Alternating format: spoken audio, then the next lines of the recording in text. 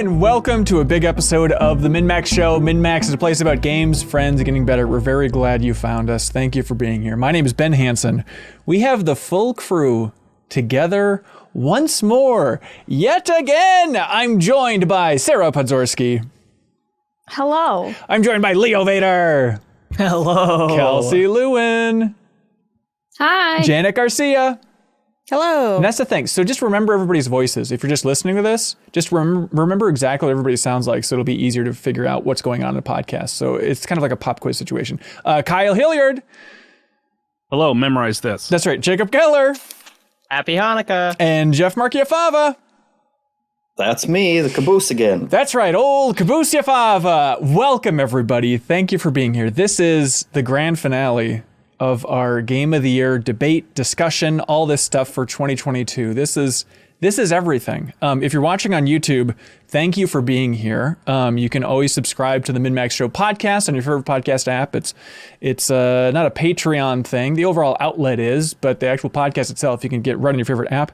And everybody else, we'd appreciate if you subscribe to our YouTube channel. Check out the video version, please. We know that I'm going to use the power of analytics to say 22% of you watching right now are not subscribing to our channel. And if you enjoy this discussion, please do. We would appreciate it. It's a little click, but it means the world to us. This is the Two Tens, everybody. We have been building up for what feels like an eternity, a list of truly the greatest games of 2022 for a list that we call the Two Tens, as you can see here. Last we left off, we were in a spot of this list is looking pretty good.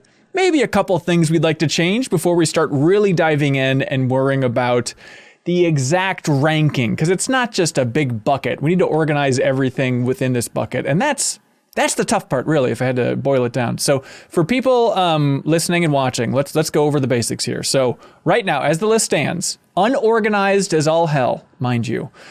Well, I'm sick of talking. Who wants to talk? Who wants to list these off? Just wondering if we should explain two tens. Kyle, every episode you've said this, and I went back and checked last year's. You also, yeah? I think you are more in love with this pun than anybody on earth. Well, mostly I just was curious if any new people would be like, why are they doing two? This is a top 20. Right. Yeah, we do not acknowledge 220. So two tens in honor of the two N's in honor of MinnMax, because our outlet's name is MinnMax with two N's. And it's not the top 20. We're welcoming new tens. people this way, Ben. I actually didn't know that. I don't know if I just forgot, but I did not know that. I thought that you guys just say that said it on every year this. too, Sarah. Yeah, and I'll say it next year too. Look forward to it. I recently listened to last year's Two Tens, and you said I didn't know that. Oh, again. Well, I can't wait to do it again next year. There we go. Are we all just AI repeating the same loops over and over again? What is happening to our existence? Leo, will you run down this list here so I don't have to hear myself talk anymore? Currently unordered, but in the order that we said them from excitement. We said Vampire Survivors, Horizon Forbidden West, Elden Ring, Xenoblade Chronicles 3, God of War Ragnarok, Kirby and the Forgotten Land, Immortality, Citizen Sleeper, Pentiment, The Case of the Golden Idol, Tinykin, Marvel's Midnight Suns, Nobody Saves the World, Hardspace Shipbreaker, Live Alive. Whoa. That's, come on, it's Live Alive. Every kindergartner knows that. Come on, man, get it together. We'll talk about that. It's not later. going to matter in a few minutes. Dead. All right, go on. Fortnite, Zero Blid, Rumbleverse, Atari 50, the Anniversary Celebration, The Last Clockwinder, and Cult of the Lamb. And then we have things in purgatory. Some things in this purgatory list: Mario and Rabbids Sparks of Hope, Signalis, Neon White, Tunic, The Pokemons, Weird West, Wordle, Splatoon 3, Stray, Return to Monkey Island, Patrick Sparrowbox, Road to Legacy 2, Potion Permit, Roller Drums, Strange Horticulture, Roller Champions, and Curse to Golf. So there's a lot of stuff that we could still swap up. Janet, you seemed, as we were signing off on last week's episode of the podcast, you seemed to be the most, like you had the biggest boiling stew in your stomach of like, I've got some things to say about this list. I don't think this is locked down. I don't think this is as locked down as it could be. What have you been thinking about in the days since we recorded the last episode? What are you feeling in terms of this list and how it's not serving justice to gaming in 2022? It's not really necessarily that, because I think at the end of the day, the list is a culmination of all of us. So I'm wondering, is this who we are? Yes, that is the question. So negative when That you is couch the that way. question. But I do think, I feel like just some of the ones that are in the mix, it's like, is it that deep? And could we put like a better game in there that we care more about that's in purgatory? Yep. More so than necessarily any personal ones. Because I feel like I have a lot of myself already represented. So I just more want to ask some questions and see where those questions lead. This is a friendly space for you, Jen. Give us one question you have on the tip of your tongue. If we didn't have Fortnite there, what would we have instead? Mario and Rabbids Sparks of Hope. Is that the only answer to that question? I have a different answer as the main Fortnite, I feel like, defender on the list. Wordle. It's like replace one big social experience for another big social experience. Neither of them like totally work as a 2023 or 2022 game either, which I think is kind of funny. Yeah, so replace one for the other. I like that. And Janet, I love, it's noted your kind of selflessness, because I know you're a big champion of Fortnite, for you to poke at that first. I think that's very selfless of you, and I appreciate you, and I appreciate that move. Is Wordle the answer for what we would swap it with if we were swapping something for Fortnite Zero Build? I would just like to note myself as a Wordle dissenter. Right. Before this gets added to the list. I just want conscientious everyone to know objector. I don't support this. Yeah.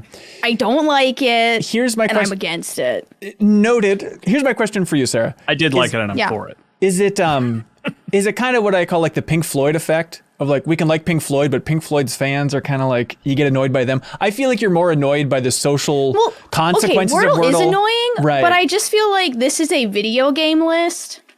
And I don't know if I consider Wordle as much of a video game as, say, like the rest, literally every other video game on this list, Atari which 50? is a video game. Right. Atari 50. Atari 50. And to that point, I think the social element is all Wordle is. Right. Yeah. It's a 5-letter word guessing game. Like, it's all about the impact it had on your friend group. No. Look, if this was the year that crossword was invented, crossword would be #1 on this list. With a bullet. You're totally right. I push against this sort of like, it's not, is that what we're saying? It's not a game? I think that's insanity. Absolutely, Wordle is a video game that I played and enjoyed this year. Simple doesn't Is that equal what we're bad. saying, or am I misinterpreting this? That's what I'm some of us were saying.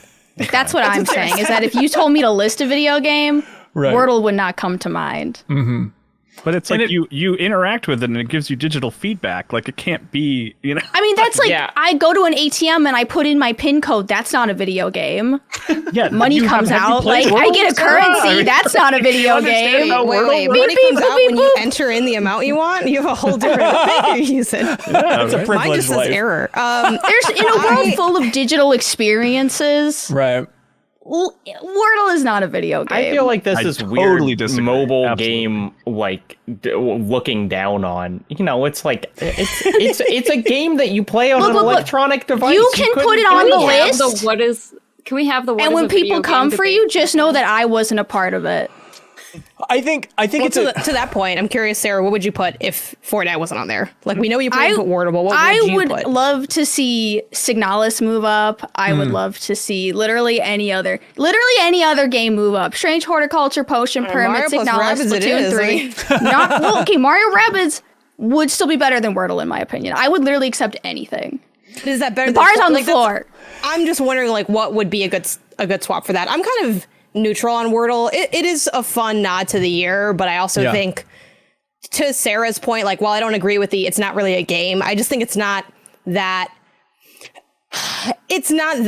impactful for the moment, but it had its moment, and that moment already left in a way that I feel like a lot of these other games will be talked about more. Also, I think one person having a vehement negative reaction isn't necessarily a no deal, but it is a strike against. It's to me. Hey, you don't like Elden Ring, so well, no, I don't not like Elden Ring. I don't understand Elden Ring enough to understand if I don't think it's good. Right. I wish I was good enough to tell you that game wasn't good. I am not, so I'm just gonna have to trust y'all. Like, It's same thing with Xenoblade. Like, I don't want to spend the hours. You spent the hours.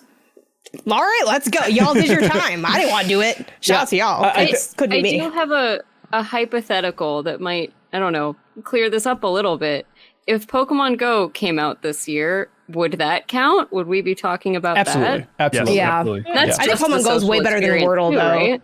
Now we're like mobile v mobiling it in a weird way. I feel like Wordle had a time when it was all anyone was talking about, and that's not true anymore. But I also think Wordle is a game that people are still going to be playing daily in like 10 years. And I think that's honestly a really impressive thing that should, like, it is hard to make a new, really simple word game. Yep. You know, like, I would not be able to think of a 5-letter word game that didn't exist that could exist. It feels like it's like, you know, my parents do spelling bee every morning with the New York Times, and they've done that for like 8 years, and now they also do Wordle every morning. Like, it just feels like an entry into kind of the canon of word games.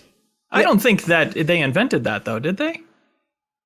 The 5-letter What word game Wordle thing? is? That playing that game has been around. The mastermind equivalent. Yeah, I think so. It's like, but I do. Not that it doesn't get any points for mainstreaming it in like an absolutely And unprecedented way. integrating the social element of it. Yeah. Here's I think what a lot of this would come down to is Wordle's one of those games that 7 of us played a fair bit of and all enjoyed. I'm trying to figure out where everybody's passion is at. Is it kind of in that stray camp of like, we like it, we all like it, but I don't know. I do admit I I now find myself passionately arguing that Wordle is a game, right? Like, that's an important argument for me to make suddenly. Yeah. But I'm like, would it make my top 20 even though I liked it? Like, It I would need not. to step Yeah, back that's where and I'm look at at with it that. as well. You know? Well, that's an interesting question. Who would put Wordle on their top 10 personal list? Oh, top 10? Yeah. I would like to say, as someone who guessed it in one word today, Whoa, Jeff! Congratulations. Come on, I still man. probably wouldn't put it on my top 10. Okay. You guys all right, are what are we doing? disgusting. Okay. A fellow finisher. You guys disgust me right now. Like, We're happy for our friend, Sarah. Should we do the oath peer again? pressure. The oath was poo-pooed too hard. But you know, the equivalent of the oath is at any point, I think we can call it out. Somebody can raise their hand at any point during this episode. You can force somebody to say something nice about anybody else. At any point, someone can just raise their hand, and we'll throw it out there as a nice icebreaker. Our favorite things. I also want to say we're recording this instead of having dinner on a Monday night, and that's going to have Right an before impact. the Second night of holidays. Hanukkah. Hey man, West Coast, Best Coast. It's 3 p.m. over here. Also- I just ate a late lunch. I also Well, wanna, it's going to go for a while, though, so you'll get there. I also I'll wanna, see you there in a couple hours. we should also note that everybody watching this will have some things that they disagree with this list about, and you will have your chance to correct this list if you jump into the MinnMax Discord, because we're compiling everybody's a big hive mind of the actual top 20, some would say the 2 tens from the community. So everybody can have a vote there, and then it is just hundreds and hundreds and hundreds of people, and we'll have a more objective take on the best games of the year. And that's going to be on the Then next you'll have episode of the a podcast. new list to be mad at. That's So instead of exactly being right. Mad at one list. Why not share? Let's all Yeah, share we're- the blame here. Yeah. I think in We're 2022 going to do is an what I'm episode looking where for. we tear that apart, too, right? Yep. Yeah. Here's okay. No oath on that episode. I think the Wordle thing, I think that's damning that everyone likes it, but it's not doesn't have the fire to push it past the barrier, I don't think. Fortnite stays on then. I guess it's settled. I mean, I have zero passion for Fortnite being on there either. Well, yeah, sure. I'm joking. What about swapping Fortnite for Signalis? I mean, I would It's like more that. interesting. I like Signalis a lot more than Fortnite, even I at like its best Signalis moments. more than Wordle. Okay, Wordle's dead, Sarah. Wordle's it's already dead. Please, you need to leave it I alone. just need to make sure that it's actually Yeah, that's done. right. I actually do have Game Dead next to some of these games in my personal notes. just so you guys know. Interesting. Yeah, I typed out Dead next to Tunic and Stray. Okay. I need you to just draw a little skull next to Wordle, though. Like, it needs to be extra dead. It's been deleted from the list, apparently. Wow. I moved it out of the bubble. 'cause I Oh, okay, smart. Okay. We've had our I know conversation. it's just a Google document, but it feels so final. Who all's in favor of moving Signalis up and Fortnite down? Is there like a I have no vote thing? So Yeah. you don't Kyle, think that it's Sarah are raising their hands. Yeah. Who wants Fortnite up there over Signalis? Okay. Janet, I'm not trying to single you out, but I'm looking It's at just you in not the particular. swap I'd make. Like, would rather have neither on than either of those. So I guess we can take Signalis. I think it's a little bit more interesting as it's a bit more timely. Like Fortnite's awesome, but it's gonna be awesome every year, and it is a little bit more fun. I feel like we've had a strong enough year with games we're all passionate enough that we don't need to have like Fortnite on there. Yeah. I feel like Fortnite can come back in like 2025 when like the year's weak, but we're trying to convince itself, no, it was good. I played a lot of good games this year. Like that's when Fortnite can have its moment in the sun. I think that's cool. And if I can say, Signalis will get us cool points. Signalis is a very cool game to have on the list. It is very cool, yeah. I seem smart being aligned with this, even though I didn't play it. You know what I mean? I can just put my name on there. I honestly just want to hear more about it from the people who loved it. I feel like I've talked about it a lot. So, Kyle, if you want to. I mean, the thing that really immediately sort of got my attention is like the visuals, right? Because it's like it is very much playing on the 32-bit era of games. It really feels like, at least visually, like Metal Gear Solid, like original Metal Gear Solid inspired, which is like really fascinating. It's like a line that I feel like we're crossing now in game art, where it's like we've really hit 16-bit hard. We nailed it. We're really good at, getting the sort of pixelated platformers and stuff that we love from the Super Nintendo era. And I feel like we're shifting towards this sort of new version of nostalgia that remembers the PlayStation era fondly. And that's all well and good, but it just really plays into the game well to make it all very unsettling and strange and creepy and weird, because nothing quite looks right. And then you have these moments where you can go into like the first person perspective and you still maintain those visuals. There's also there is like a variety of art styles though, because the cutscenes are like really different in an interesting way. Like the cutscenes almost look kind of anime, but like a very horror and also like weirdly German inspired like anime stuff. And so it's just like the visual language is so cool and unique. And then it's just the kind of game that has like, it has prompts that's like, do you want to jump into the big meat pit? Like one of those, or just like one of those. Crawl into the well at the bottom of the wall. And I just like, I have so much respect for a game that like it just has those kind of prompts, and then it makes them like work within the story.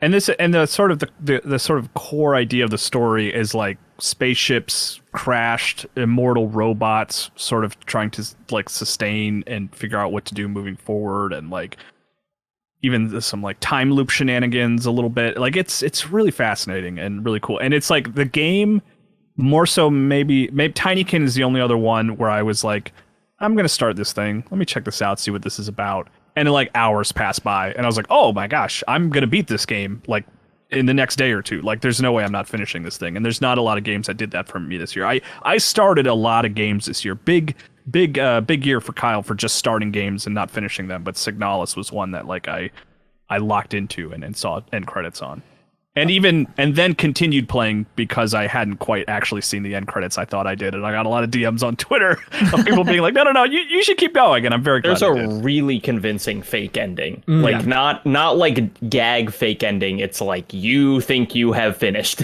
and you have not.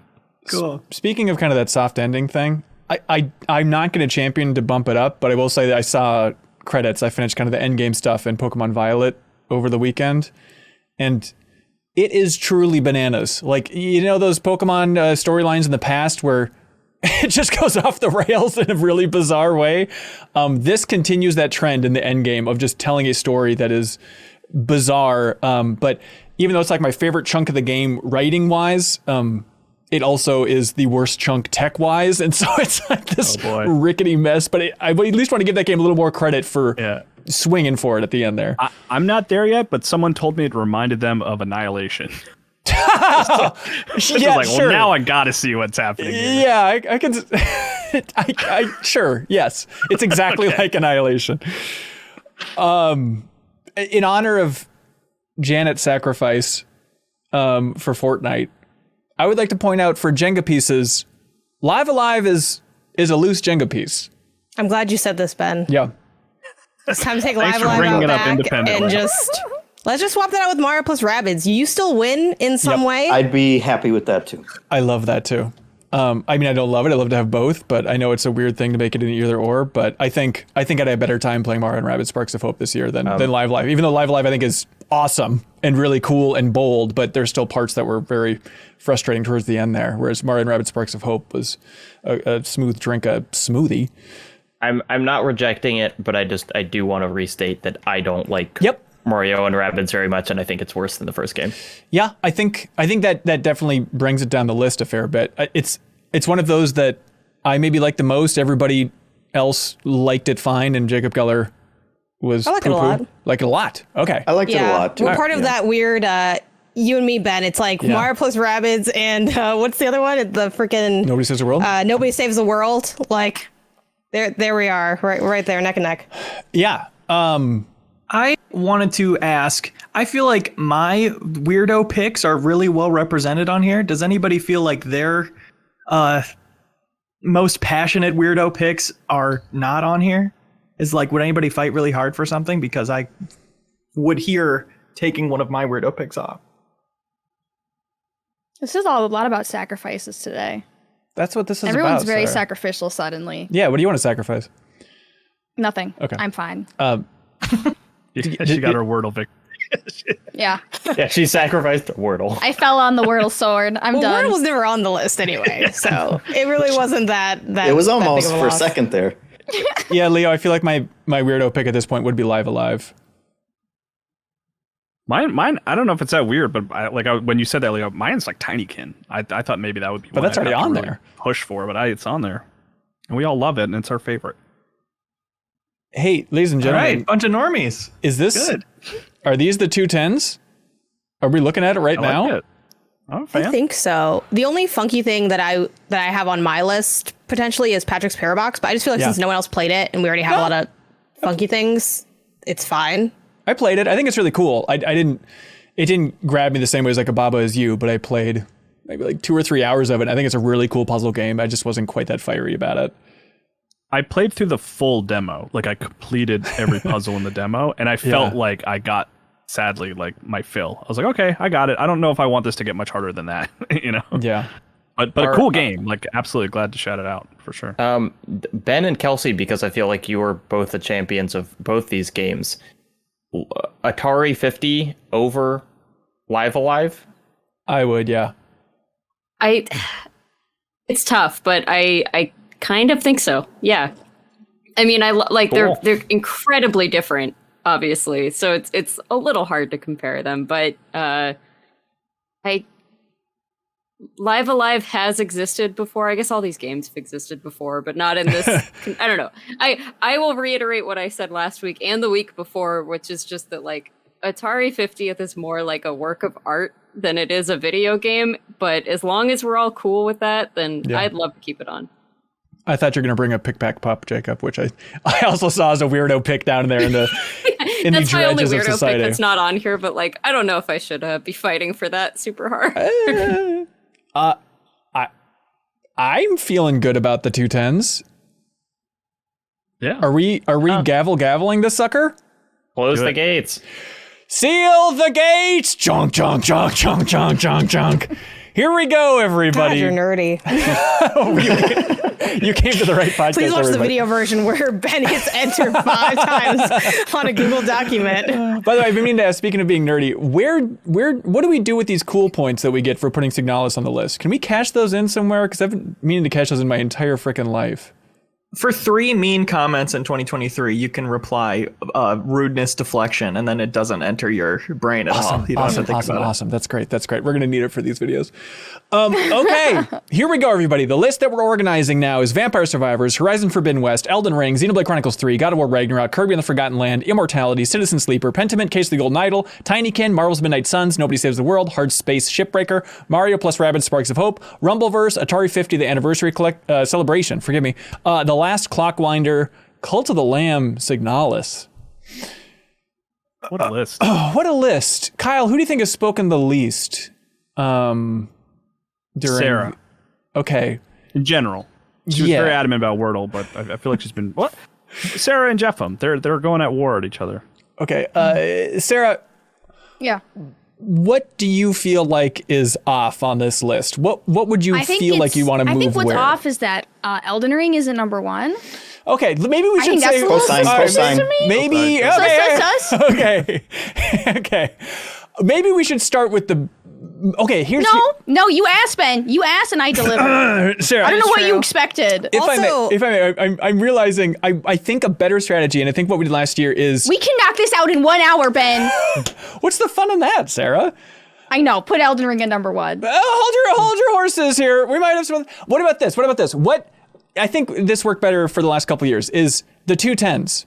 Let's formulate what goes in the top 10, what goes in the should be bottom on the top 10. and what should be I on think the that's bottom. maybe a better place. Start organizing from there, Sarah. Yeah. And then if you could just look up some reviews for God of War Ragnarok in the meanwhile while we do this, that'd be great. Thanks, Sarah. It's so weird because Elden Ring still won Video Game Awards Game of the Year, so I think it still comes out on top in this situation. It's interesting. That's So what why are we we go using by. outside resources, Ben? Breaking your own rules. Yeah, that's true. Jeff, okay, what would you move from top 10, bottom 10? Oh boy, we want to get in this can of worms already. Absolutely. I'd move Marvel Midnight Suns up to the top list, even if it's towards the bottom of the top list. If that's the best I can do, I'll take whatever I can get. I would love to hear why this game is working so well for you. I feel like we haven't really unpacked this. And I know, Jacob, you have thoughts on this as well. 'Cause it has lit my pants on fire. Does that make you a What do you- liar? Yes, it does. Maybe. No.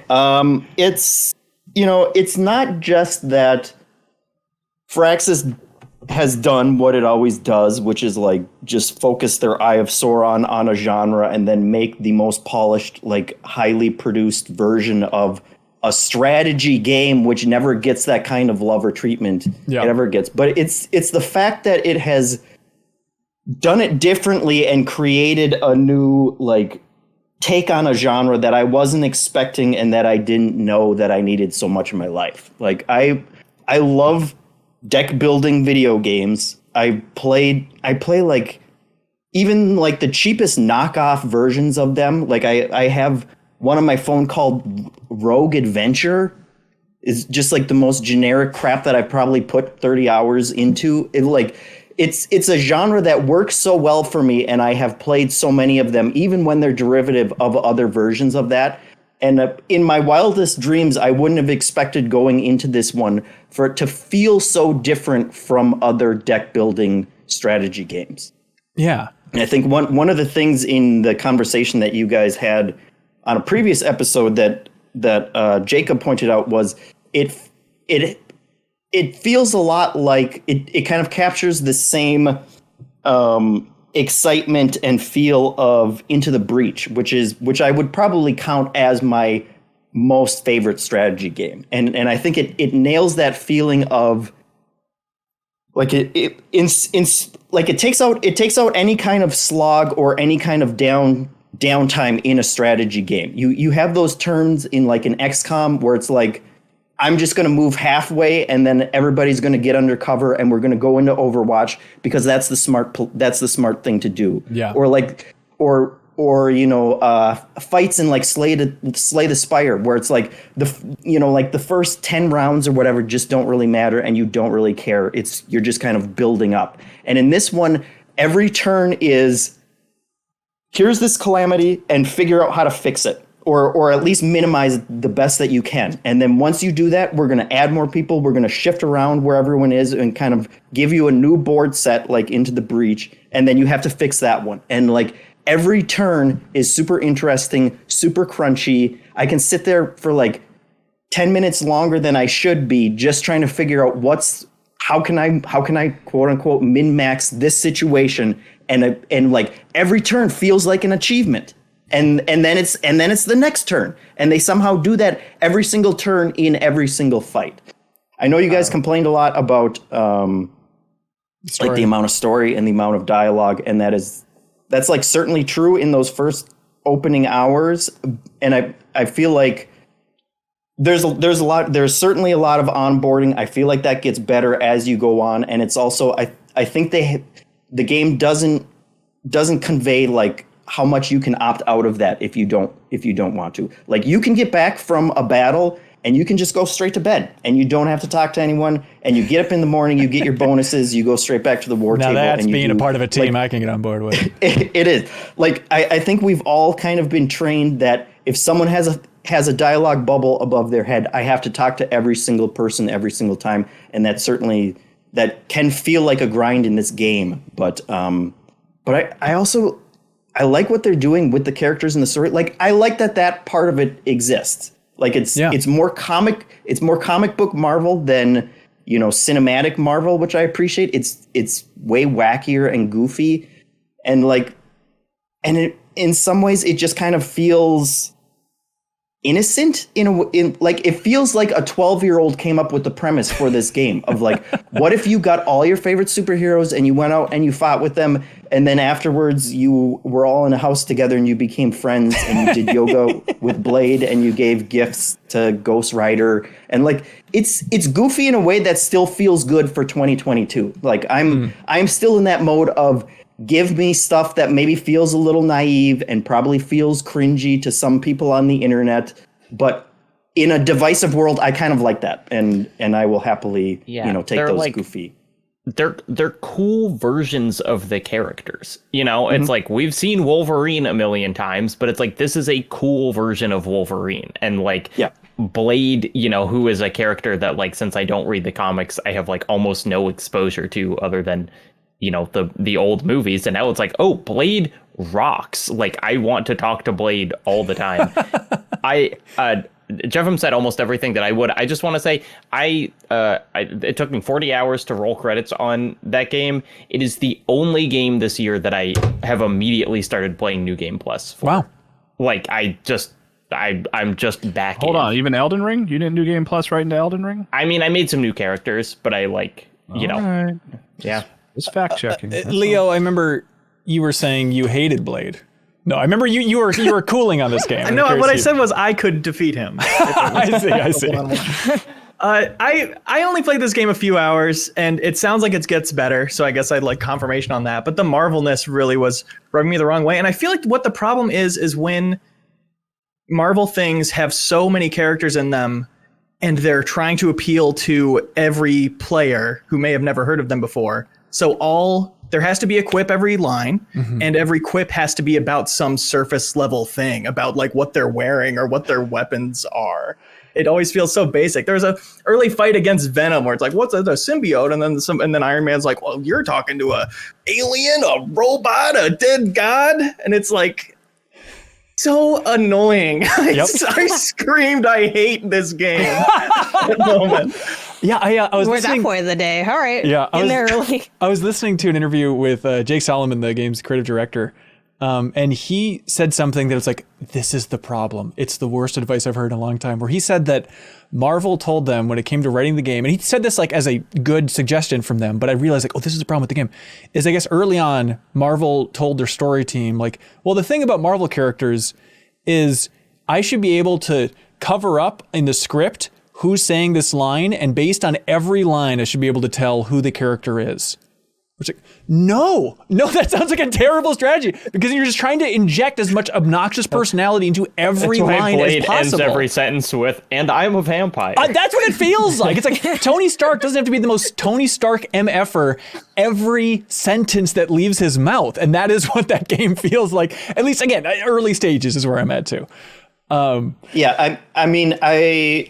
Leo's question, like, it definitely does get better, and I feel like, they do treat it like you don't know who any of these characters are when you start, and so it is a lot of front loading of personalities and trying to inject jokes and trying to explain what the game is and trying to explain what the Abbey is and all of that stuff. There were certainly characters that rubbed me the wrong way when I started that later, as I got into it, became more interesting and became more nuanced in some of the conversations that I had with them. I found myself Wikipediaing character, Nico, who my first reaction was very much like, hey, this feels like Gotham Knights in terms of characters that I don't want to spend any time with. And they've grown on me. And part of that is just the fact that, like, each character is really interesting to play with as well. I certainly would not divorce, the story from the gameplay mechanisms, which is where I spend most of my time. And it's just like every character is viable. Every character is interesting. I have spent as much time with all of these characters because they are all viable and they are fun to play with. So I have enjoyed learning more about those characters. Yeah, it's like it turns out that seeing a really cool animation from someone in battle legitimately does make you want to talk to them more. That happened to me more than once. Wait a minute, you are worth talking to outside of your bedroom. Yeah, it's like look at that. Look how you KO'd that guy. Yeah, and it is you get into more interesting stuff when it's not, hey, I'm Captain Marvel, this is who I am, and when it's you're tens of hours into it and now you're playing video games with Captain Marvel on the couch, and it's still kind of lame comic booky dialogue, but it has turned out better than I thought it would. It is. I kind of fall back on that. This feels kind of naive. It feels like it's like the people who wrote this really like these characters, and it's just, I don't know if I would say void of sarcasm, but void of cynicism and I appreciate that at this point. It is a kind of, it is weirdly heartfelt in a way that feels good for a very divisive and cynical world, I guess. Which is all to say that's why the perfectly valid complaints that you have about Marvel writing and stuff doesn't annoy me as much here as it does in other Marvel properties. It is absolutely still the weakest part of the game. But it does not interfere with, or it didn't interfere with my enjoyment for the whole, 40 hours the way that I thought it would. I'm moving it up based on this conversation, but don't take this as the gospel by any means. But I have it sitting at number 10 right now. Sarah, I feel like Tinykin might be a sleeper, the whole group support. How many people are on board with that? You're saying move it up to the top 10? Yeah. I'd like to see it in the top 10, yeah. I think that's a good spot for it at 12 right now, personally. How many people are goo goo gaga mode over it? I like it a lot. I think it's a great number 12 game. I'm super happy with it on the top 20, but I don't need it in the top 10. Don't know what the top 20 means, but yeah. Sorry, the second 10. Sarah, just because I didn't want to get into the cream of the crop debate yet. Yeah. With the Elden Ring stuff, but what do you think should move up or move down based on these two chunks? Based on the conversations. I think Cult of the Lamb is too low in 19. I don't think that it needs to be in the top 10, but I think 19 is just too low for Cult of the Lamb. I'd put it around 14, 15 would make me happy. Okay. All right. Hey, everybody, what do you think about this? Between Mario and Rabbids and Sparks of Hope and Cult of the Lamb, which do you think should be higher? Who here thinks Cult of the Lamb should be higher than Mario and Rabbids Sparks of Hope? 3 hands, 4 hands, 5 That's more not okay. I'd be okay with that. 7 hands.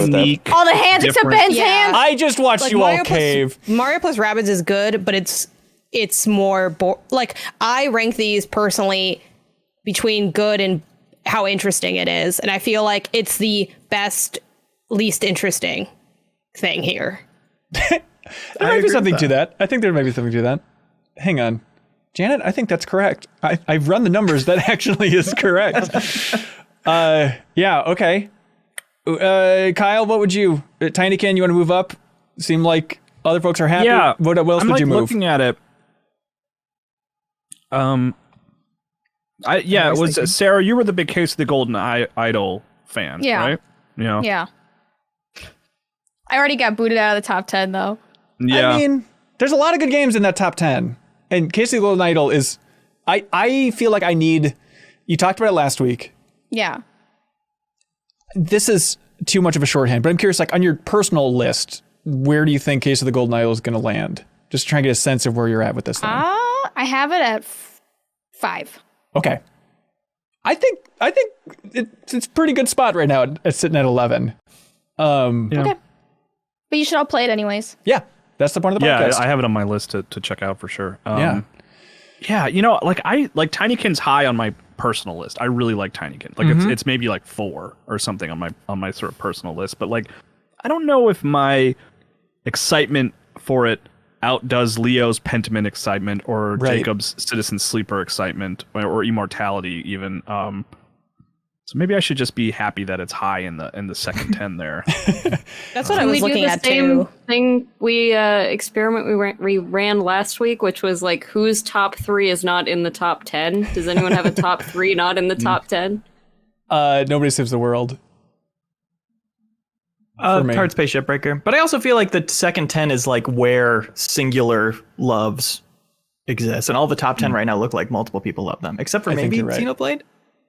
I like Xenoblade, and I think other people. But you don't know how deep that love goes. So this weekend that was like my what's the game I'm going to check out this weekend kind of game, and I dove into Xenoblade. Oh, nice. And I beat it. No, I did not beat it. But I don't think even like 70, 100 hours has passed since the weekend. I think so. I think actually, honestly, total is probably like 4 hours. So like all grain of salt, early impressions, all that. But like I remember I tried Xenoblade 1 and I gave it like 2 or 3 hours and I was like, this is, I don't know, it's just not clicking for me.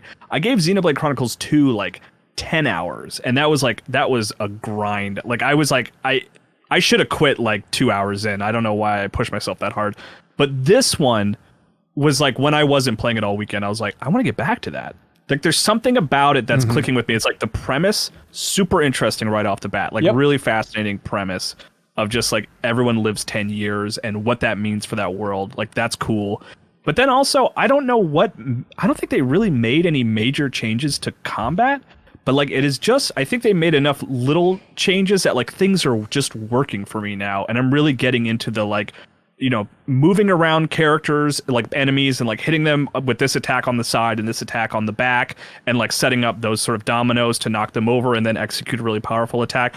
Like for some reason, that is so much more satisfying in this one than it is the previous two. And I couldn't even put my finger on exactly you're not why. Done with the combat tutorials yet. Oh, I'm sure I'm. You're not done with most of the tutorials yet. Sarah, I know you've put some hours into it, but I don't think. Yeah, I think I have like 10 hours in it. Yeah, you're not done with the combat tutorials.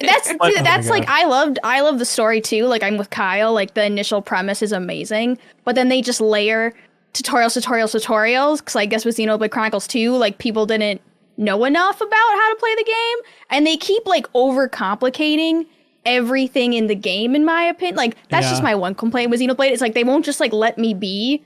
They won't just leave me be. There's always like something on the horizon, like sneaking up on me, like, can't wait to teach her about cooking. And I'm like, for the love of God, it's been 20 minutes. Let me enjoy the game. I'm most curious about your take on this, Sarah, because you've played, I think, second most out of anybody here, second to Kelsey for Xenoblade. And from your streams, the tone that I have is, and maybe this is just what you're naming the streams, but it's like, I want to like you, but sweet Jesus, Xenoblade.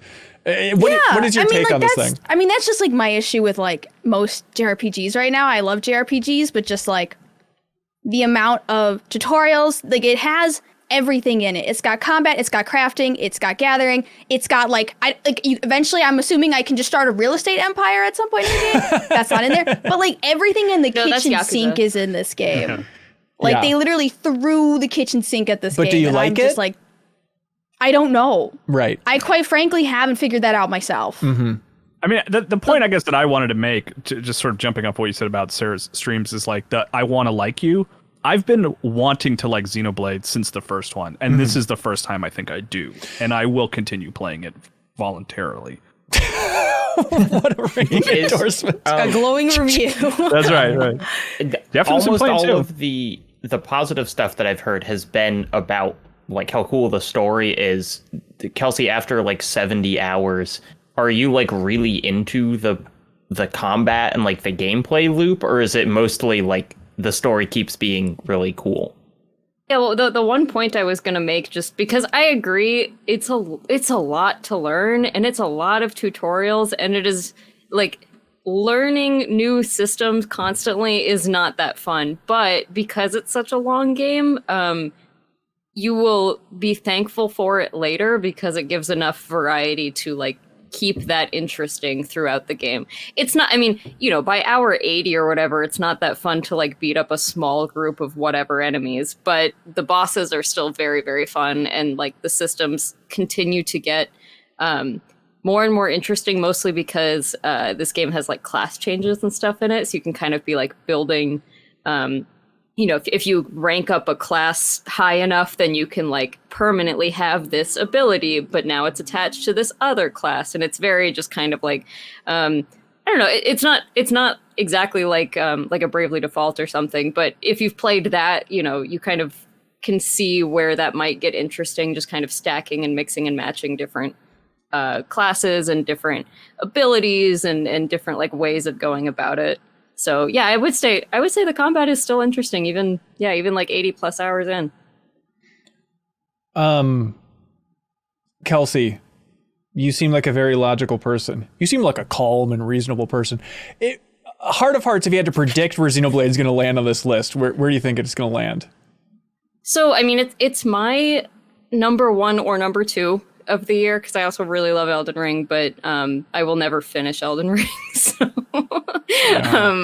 that's how I feel about Xenoblade. That's very funny that you say. I actually really like it where it's at on it's this sitting list. at 4 like, right now. I think it is one of the strongest games of the year. Yeah, it's really good. Okay. It's a really, really good game. Like one of the strongest games of the year, and I think in a similar way to how Elden Ring is the first time a lot of us like clicked with a Souls game, this is the first Xenoblade game that clicked with a lot of people, and they are like clearly doing something very right in specifically this installment. Yep.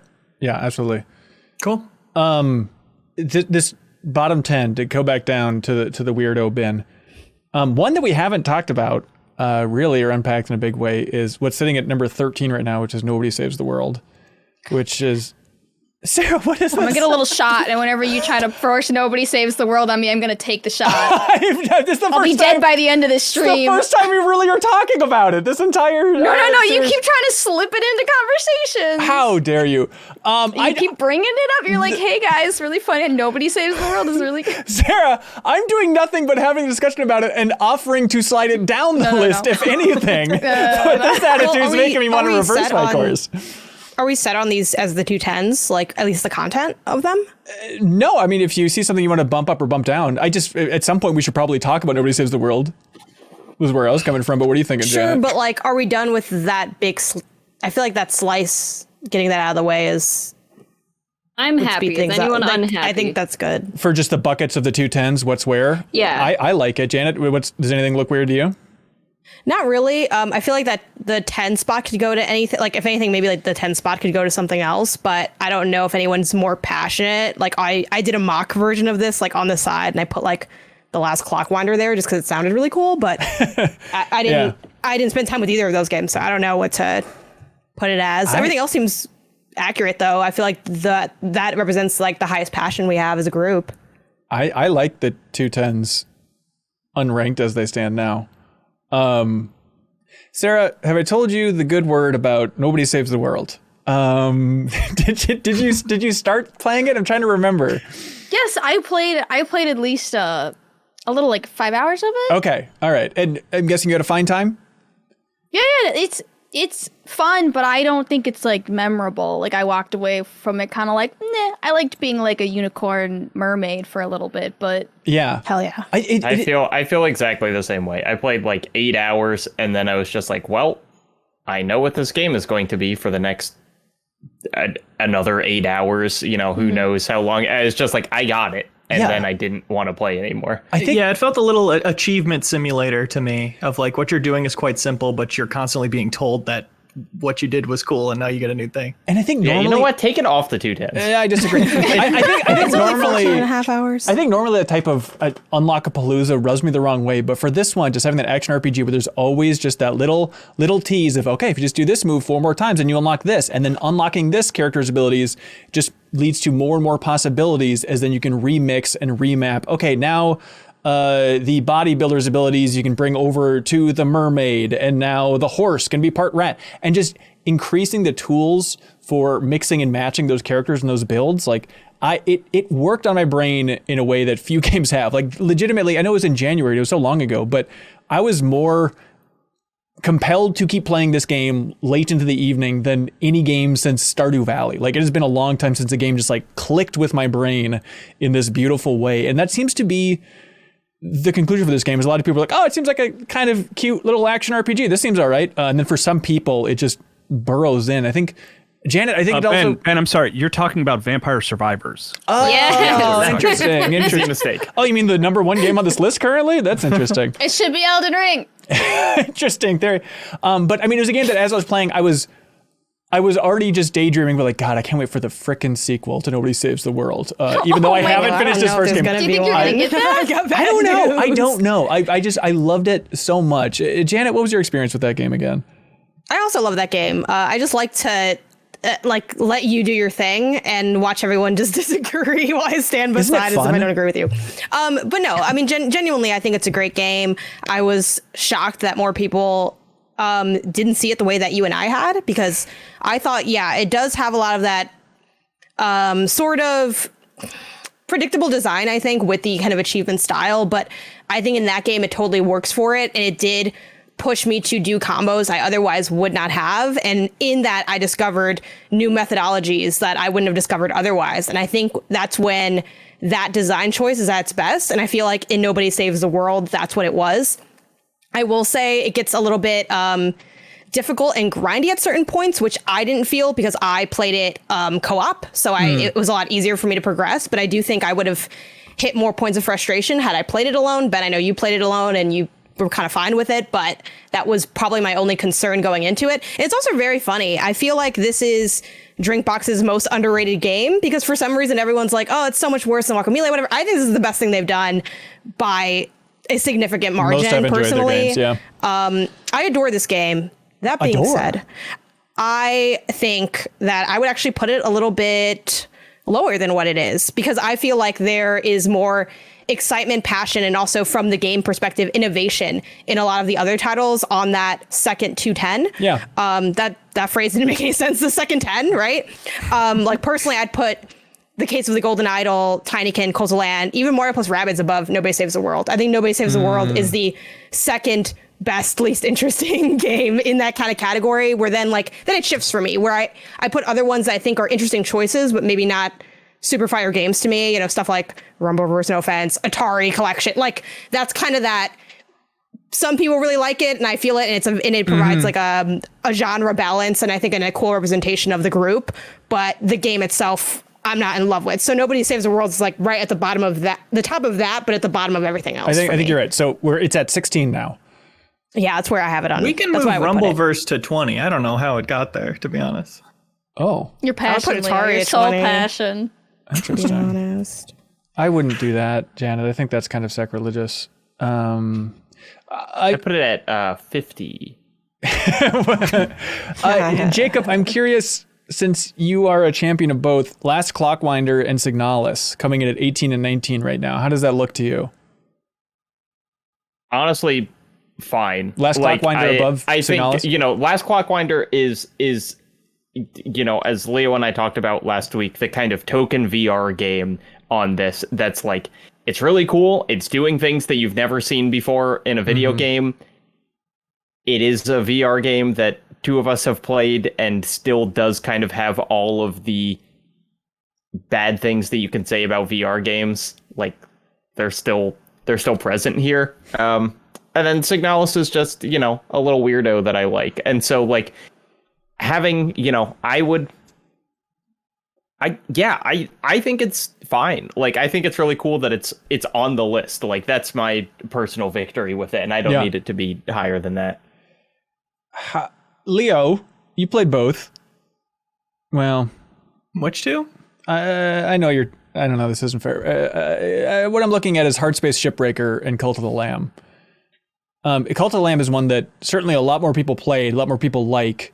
I'm just trying to gauge Cult of the Lamb passion here, and if it should bump up above Hardspace, Shipbreaker. Here's a better question. Sarah, Cult of the Lamb or Case of the Golden Idol, which would you put higher?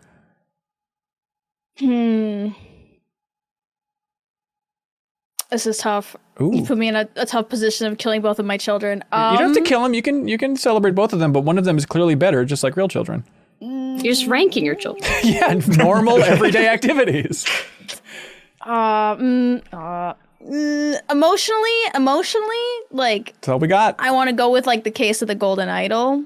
Because that's the one that I enjoyed more. Okay. But like Cult of the Lamb was still so much fun. So Yeah, Cult of the Lamb, I don't really see how it could resonate on a deep emotional level the way some of these other games can. And that's just the type of game it is. Not a knock on it. So you're saying it's in the right spot or it should be moved up? I think it's fine where it is. I would move it down if anywhere. Cult of the Lamb. I don't think it needs to go too much lower. I think it's in a good spot. Yeah. Lock it in. Well, she said the magic phrase. I do look at, out of this bottom chunk, which right now for audio listeners, it's number 11, The Case of the Golden Idol, then Tinykin, then Hardspace Shipbreaker, Cult of the Lamb, Mario plus Rabbids Sparks of Hope, Nobody Saves the World, Atari 50, The Anniversary Celebration, The Last Clockwinder, Signalis, Rumbleverse. Case of the Golden Idol is the biggest outlier for me right now. Of like, Wow. it's a cool game that one of us liked, but it was number 5 on the list personally, something like that. It feels like the outlier here a little bit, if I may. So where do you think it belongs? A game that somebody else really enjoyed, Yeah. but you personally did not play. Where do you want to put it on this list? I put it like 15-ish. Under Cult of the Lamb. Sure. When I just told you I liked it more than Cult of the Lamb. Yeah, but a lot of us really like Cult of the Lamb. Did you? Because you haven't said anything about Cult of the Lamb. I liked Cult of the Lamb. It was fine. I hit a bug and I stopped Okay. playing a couple hours in, but I thought it was that's cool. what I thought. Damning review. Can Sarah and I have a passion off for the Case of the Golden Idol and Hardspace Shipbreaker? A spoilers on passion off. All right. Very If Zoolander. you're declaring spoilers on Passion Off, I guess. I mean, I just want to talk about the climax of Hardspace Shipbreaker, and I don't think I'm gonna have to fight for it or anything. So I'm just trying to get a way for it to come up. I was interested in the story of Hardspace Shipbreaker, but I wasn't good at breaking apart ships. So I would love to actually hear how the story Okay, here we goes. go. Spoilers, everybody. For the end of Hardspace Shipbreaker, there are time codes below if you want to avoid this, because this is going to get raunchy. Go ahead, Leo. NSFW. So the whole game, you start and you sign this contract and you give away way more than you intended to, and you get screwed over by this company, and you get debt added to your UI, and you see how much debt you're in, and it goes up to $1 billion. And you're like, that's a comical amount that sells this story situation. But then you're like 10 hours in and you go, oh, it's now hundreds of millions instead of $1 billion. I'm like actually chipping away at this. That's actually maybe a goal I could do if I really continue liking this game. And then as you keep getting screwed over by your boss of bosses, your regional manager, your team, your leader of your team, Weaver, says, I'm adding something to your list of ships to break. You'll recognize it when you see it, and when you're ready to like screw over management, take that job. And when you do, you see just a regular ship, maybe bigger than usual or whatever, and then Weaver comes in for your whole team and says, okay, everybody, ruin the ship in front of you.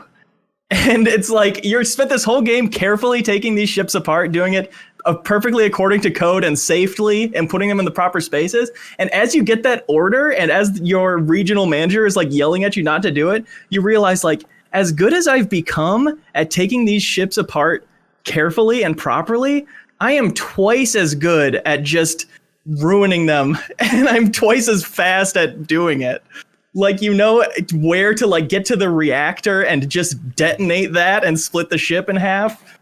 And there's like these remote detonators you've been using that you have to be really careful with because it can like depressurize the ship and do all this dangerous stuff. But you're like, now I can just go crazy with these things and throw them on everything. And meanwhile, Weaver is fighting with your regional manager over the comms, and they're like fighting over the power supply to your suit. So once in a while, you'll just like lose power and not be able to use your thrusters, but you can still like grapple stuff around. It is a really cool mix of gameplay and story. And I was like, I had chills tearing that ship apart because I was like, I was built to do this. And that debt that I've had, yeah, sure, he's adding fees and stuff, but like, what does that matter? Like, adding a couple $1 million to my hundreds of $1 million of debt, it's like such a great recontextualization of like what matters to who and why it makes that person so much, it's so much worse for that person that the ship is getting destroyed than it is for you.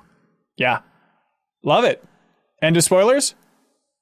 Sure, end of spoilers. End of spoilers for Hardspace. I didn't expect the story to pay off in that big of a way, but it really hit me. Yeah, I really thought it was just kind of a little sim the in humor in space. it's really good. I like that. I saw a thing that said like for every unread email after a certain amount, they would start to charge you. And I just thought that was a really funny joke because I could see like my company doing that. It's all too relatable. You know, there was a bug I had since like 5 hours in, never got fixed, where I couldn't switch scanner modes. And that game's so good, it was like, oh, this is canon. I need to send this scanner off to get fixed, and nobody's gonna do it. It's on back order for 9 months. I'm immersed. I love that you wrote yourself your own like in-game canon based on a bug. That's what I do. It's a passion off situation. I'm going to move something, but if somebody volleys some passion my way, it can be changed. But I'm going to go ahead and make this maneuver. Curious how the room has read that. I've moved. It's wrong, but I don't think I can argue against you. Okay. I love it. So the bottom Move Tinykin up. bottom 10 right now is Tinykin number 11, Hardspace Shipbreaker number 12, Case of the Golden Idol number 13, 14 Cult of the Lamb, 15 Mario and Rabbids. Would it help to get some Case of the Golden Idol spoilers if it's a Yeah, we can put the spoiler-filled spoiler passion gates off? up. Because I'm really curious about the cool stuff that it does. Yeah, Case of the Golden Idol spoilers. Sarah, the floor is yours. So essentially it's, I already said this before, but it's very similar to the case of the Return of the Obra Dinn, where you are entered into like a certain situation and it's your job based on the different scenes to deduce what has taken place. Basically every single scene is some sort of chaos that has been brought around by the Golden Idol. It's very Monkey Paw-esque, that story. Every scene is just like the absolute chaos. Like the first scene, somebody has been lit on fire and their body's just there burning because of the idol, because they're trying to steal it. And then you go into a different room and there's like someone's like will and testament, and you have to like put it back together and figure out who was supposed to give what in the will. And then based off that, who was the most likely to have like lit somebody on fire for the Golden Idol. So it's just like completely off the rails from the beginning of the game. It divulges into a like Victorian cult situation, which then the cult gets together. They all kill each other. It's all rich people. It's all a bunch of dudes just tearing each other apart over this Golden Idol. And you kind of have to like put the pieces together of like who is in the cult and like who is pulling these strings overall. It cuts to a scene where the cult has now killed a political leader and they've actually taken over the country. It's now 1984 and there's like a certain amount of rules that you have to follow. Like you can't read books, you can't tell lies, you can't like art, you can't like music. And you have to like put together who's committed what sins. I was doing math at one point of the game because I was trying to calculate. One of the things was like calculate how many demerits people have gotten based off of the atrocities they've committed. So I'm like writing down, I'm doing math. I have like a timetable of like who, what, when, where. And then the story ends with it like imploding internally and eventually, their own greed overcoming them. And that's how it ends. It's only like 5 hours. Yeah. It's literally just a it's a fun murder mystery, and it's really fun to solve. It sounds I don't great. know how much more I can tell you about it. End of spoilers? I think that sounds great. Yeah. I hope really more cool. people check it out from this. Absolutely. Sarah, are you comfortable with that bottom 10? Am I comfortable with the bottom 10? Yeah. Okay. Order and But everything. you know what? Yeah, I mean it's fine. Okay. I'm sorry that my arguments aren't as convincing. No, I think it's also a situation of, I know Jeff enjoyed Hardspace Shipbreaker 2. You also enjoyed Hardspace Shipbreaker, Sarah. And so I think it's a matter of multiple passions piling up a bit. I definitely like the Case of the Golden Idol more than Hardspace Shipbreaker. Yeah. But I accept that I am the only one who played it. Right. And that this is where it has to sit because of that. Kyle, does the bottom 10 look okay for everything for you? It looks even better than last time you asked me, Ben, so I'm happy. Is anybody secretly fuming? All right. The only thing that looks off to me about it is I feel like Mario and Rabbids could move down from our conversation. Yeah. Move down? What if we switched Mario and Rabbids and Atari 50? No, I wouldn't do that. I wouldn't do that. 20. I love it, and that's real high, I feel like. Okay. Yeah, like I think that's the weak. Like, I mean, it's gonna sound mean, but I think it's the weakest thing on the list in terms of. I think it's like this is a fun pick. I personally which wouldn't one is have this? it on the Atari game. Oh, like, it's fine. It's sitting pretty at 17. No one's budging that. I personally feel would put like it at it's 20. Put 20. I feel like it's the opposite of what you've been talking about, Janet, of the kind of like, like a boring game that is really fun to play, but is like not bringing that much interesting to the table. Where it's like Atari 50, I feel like is like the most interesting game on the list in a lot of ways, and I would always pick interesting over kind of like well polished, but not that interesting. Yeah, I just feel like from the conversations we've had, it is there because of what it does, like what it does holistically, not because it's like a fun game to play. It's just like a cool collection of things. So that's why I would put it at 20, personally. Well, it's definitely more than a cool collection of things, but and there are some new games in it that are, like pretty interesting and pretty good because they made recreations of like modern recreations of some of the games in there as well. But yeah, I mean, I don't need it to be any higher than 17, certainly. I just someone argue for a specific thing on the list to be higher than it, but I don't see any reason to move it down without like someone being. I mean, like I think Last Clockwinder and Atari 50th could probably swap because I really liked listening to Jacob and Leo's like passion for that game. I'd be fine with that, but. Yeah, I'm curious, Leo, since this bottom of the list is kind of your territory. We're all just visiting it. You were born here. How do you feel about that Last Clockwinder, Atari 50, that kind of last 4 entries on the list here? I mean, I guess I would do it because I played more of Last Clockwinder, but I'm not strong about it at all. I think they're both great, and I think they're both good where they are. And Atari 50 is like a really good version of what it is. Right, right. Like it's an achievement for the thing that it is. Okay, I'm personally happy with the bottom 10. Seems like a good bottom list. All right, to me. All right, ladies and gentlemen, let's lock that sucker down. And this seems like a good time to ask the pivotal question, which is, Jacob Geller, do you know how this whole thing operates? Carefully considered negotiations between friends and also Patreon. That's right. But friends can only talk if people click on that link and go to patreon.com/MinnMax with 2 N's. Find the tier that is right for you, everybody. Please check it out. Help us hit our goal before the end of the year because we are right up on it. And thank you to some of our biggest supporters, people like I Am 8-Bit. They want everybody to know about a vinyl bonanza that's happening at their wonderful online store. If you go to I Am 8-Bit's wonderful online store, you can check out the vinyl soundtrack to a ton of games, including the Chicory Piano Collection. I really want that, actually. One of my favorite soundtracks for the last couple of years. I would like to hear that. Same composer as Celeste, if you've never heard that. Last year's top one, right? Top one. That's right. Also the Minecraft Dungeon soundtrack, a musical story. There's a ton of great vinyls available at I Am 8-Bit's wonderful online store. So please check them out. And if you happen to go to I Am 8-Bit's wonderful online store, you can use a certain promo code. The promo code is Wet Bandits.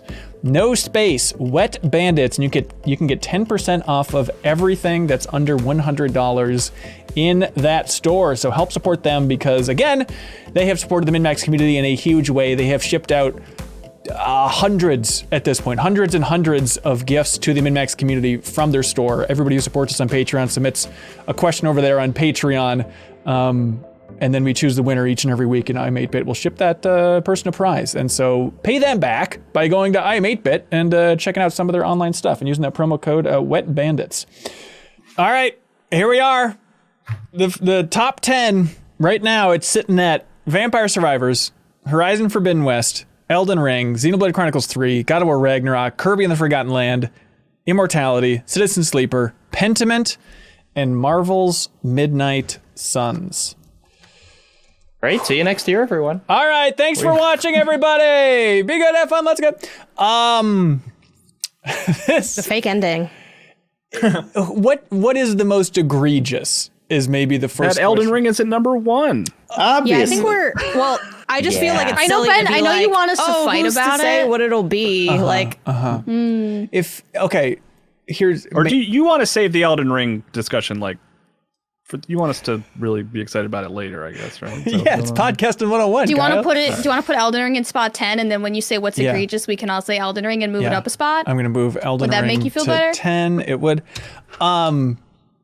If I may, in terms of does look really egregiousness, funny, if we're looking at this list as it sits right now, I think perhaps I'm going to go on a limb and say Vampire Survivors as our number 1 game of the year for 2022 should not be. It is not right. It'd be fun though. Oh, to wow. be honest. This is no one's so expecting shocking. it. Sarah, damn it. Let's love- move God of War up above Vampire Survivors. At least that's how I feel. Okay, I would love to So just to number 1. I would love to just get a sense of where we are at as a group for Vampire Survivors. I know Jacob Geller is genuinely red hot on it. I don't know if that red hotness is legitimately it should be in our top 3 or what is your peak for red hotness of Vampire Survivors? It's a funny joke that it made it up here at all. I think we all are in agreement on that. Surely you'd agree. What? Are you serious? No, Ben, don't fall for it. Ben's trying to rile people up on purpose so that he can point and say that we're all crazy when he makes his little arguments for whatever have you. So we're not falling for it. Falling for it. I like Vampire Survivors. I think it's a cool thing. It's amazing how well it works on a brain. I think I may be the most confused in this group about really? Everyone likes it that much? I'm with you. Okay. Okay. I do want to talk. Should we talk about Vampire Survivors? Should we do it now? Please talk about it. So there is the core game that is really great and just on its base level is fascinating and engaging and rewarding. And when you have a 30-minute run, which as you get deeper into the game, you have nearly every time you play. And that's just amazing. It just feels so good. It looks so cool. You feel unstoppable, and that's amazing. But the thing that really pushes it over the edge, even beyond that to me, was seeing how weird the game can get later. Some of the levels you can get to are bizarre. It's doing things the one of the best examples I can think of is Arkham Asylum, where it does that thing to you in the middle of the game with the scarecrow gas, where all of a sudden Joker and Batman have flipped roles and you think the game has restarted. Do you remember this moment, Ben? Yeah, what Vampire Survivors Vampire does that? Survivors gets into stuff like that. What? Where the menu will flip upside down in response to things happening. The opening legalese of the game will change, and that's where it gets really wow, this is doing something really special and fascinating and fun. And even without that, I think I would still really enjoy it, but that's where it just gets cool. You know? Can we go spoilers on and talk more about that? Yeah. I mean, there's not even, I don't know, Kyle, if you disagree, it's there's not even really that much to spoil. It just does that sometimes. Why? I also asked why. You reach a certain area of a map and you you get to a secret place and then it resets the game, or you get a weird character. There are tons of hidden characters that you have to do very specific, almost old Mortal Kombat-esque things to unlock. And then those characters are new and weird. I mean, there is essentially a missing no version of a character that pops up, and then they all have it's there are 50 characters and they all have starting weapons that are not just visually different, but are really significantly gameplay different to start with, and it changes how you start the game. And then eventually you get those weapons rolled into everything that you could be picking up from a roulette wheel, and so you're constantly having combinations that you've never had before in the game. And so it's just it is I have my current playtime for that game is 89.7 hours, and I don't feel I've just been repeating myself the whole time. It's really good at establishing expectations and then playing with them, right? There's not really a story to Vampire Survivors. It's all kind of just like your interaction with the game and just messing with you in that way. Yeah. You know? And just like fun, I don't know, like you said, there's no story, but there will be like fun new things that come up every so often. Like last night, there was a Katamari made of skeletons, and I was like, this is so weird and so delightful. And it's just like those kind of little things that pop up and kind of keep it always interesting. Like there's always something. Every single one of my playthroughs is different. Yeah, Sarah, Janet, Jeff, are you all in the light camp, or where are you sitting for Vampire Survivors? I didn't play it. I liked what I have played. I feel like I hit a skill level that I didn't, ascend past, where like I was doing fine on my runs, and then people were in chat were like, oh, well, you have to get this item and then that will unlock this one. And if you get these, 4 items in a specific, you'll unlock this other new mechanism. I was like, how the hell am I supposed to know any of this? And I didn't do those things. Okay.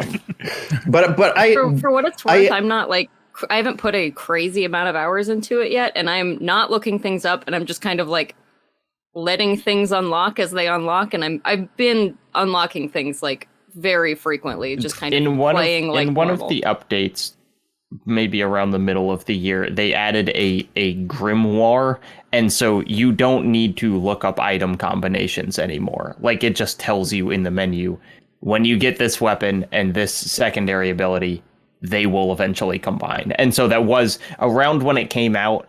That was a very like, you've got to look stuff up, but now you don't have to do that anymore. I'm looking at this list, and feel free to call me a maniac and stop me at any point. I'm gonna put Vampire Survivors at number 7 as ballparkish. It seems off. I feel like you're there's a lot of Jacob Gellery games in this batch. So I'm curious, like, as you see this list, Jacob Geller, do you see Vampire Survivors going above Immortality or Citizen Sleeper? I guess I thought that it would have broader appeal than those games, but in this group it might not. So that's, yeah, I mean, it's fine if Immortality is staying where it is. I just assumed that those would be moving down, that Citizen Sleeper would end up at like, number 10 or whatever. Oh, I mean, hey, let's get a read. Where's everybody at for Citizen Sleeper? Was that Leo? You cut out. I dug it. I wouldn't have fought for it for like the first 10. Ooh. But I enjoyed my time with it and I beat it. Okay. I started it. It wasn't really my cup of tea. I bounced off. I haven't played it. It's tough because I really like it, and I also really like Vampire Survivors, and those games could not be more different. And I just like, one is far more addicting than the other, and like Jacob said, has far broader appeal, I think. But Citizen Sleeper was, a much more like I thought a lot more while playing that game. It's a very good story and good writing, and But is thinking good? That's the question for this list. I mean, honestly, that figure is it out. The Vampire Survivor versus Citizen Sleeper question is truly just, is thinking good? That's what decides those games. I mean, I think it's going to say a lot about me that I would like to see Vampire Survivors higher. We have to make a stand for thinking, you guys. I mean, I've never been a fan of thinking. Those who have been listening to the show know this. I didn't beat Citizen Sleeper yet because even though it's a short game, I really liked it. It's a great game. I mean, yeah, it really is a toss-up. Am I reading the room correctly that Citizen Sleeper, should that be moving down no matter what? Or should we just be moving other stuff up is maybe a better way to phrase it. It's okay. It's sitting at number 6 right now. I feel like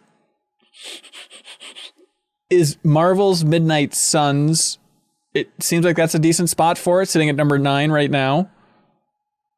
Can we stop joking around with Elden Ring at 10? Like, you're throwing off You're right, my you're ability right. to even You're read right, a you're list. right, you're right. I don't know what is it hesitant. Yeah, We know it's gonna be currently number we one have or number Horizon two. Forbidden West at 1. Right. Why do we have to pretend? Just I know. put I get Elden that Ring and God of War at 1 and 2. Everyone knows that's what the Just put it what at the 1, Ben. We'll fight's gonna talk about be. it when we talk about it, but it can just Yeah, live like we there can for solidify now. whether or not it really is 1 or whether it's 2, but like I feel like we're pretending like it's gonna be like, come on, like let's not pretend. Like we're just There we lying and go. it seems That silly. feels right. Okay. No one else likes to go to Fantasyland. Interesting. Okay. Pentiment, now sitting at number 9. Is that feeling correct-ish? I personally liked Pentiment more than I liked Citizen Sleeper. Me too. And Immortality, but once again, it is a thinking game. So I guess puts it up against, the not thinking camp. With all due respect, with all due respect.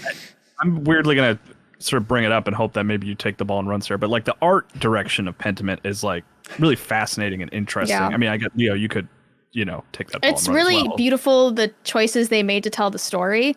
The characters, they talk in different fonts, and sort of the more like eloquent the font is, the more educated the characters assumed. So like the peasants all kind of talk in like a scribble, and then you'll have like the leader of the church will talk in like very like elaborate, like you almost can't read it, like Roman font in a way. And you can tell how much a character has suffered and experienced because their portrait will be kind of more chipped away. So like the older, less fortunate peasants have like a more weathered look to their appearance versus sort of like the upper middle class, which doesn't even, like, they can age fine and they don't have like a scratch on them.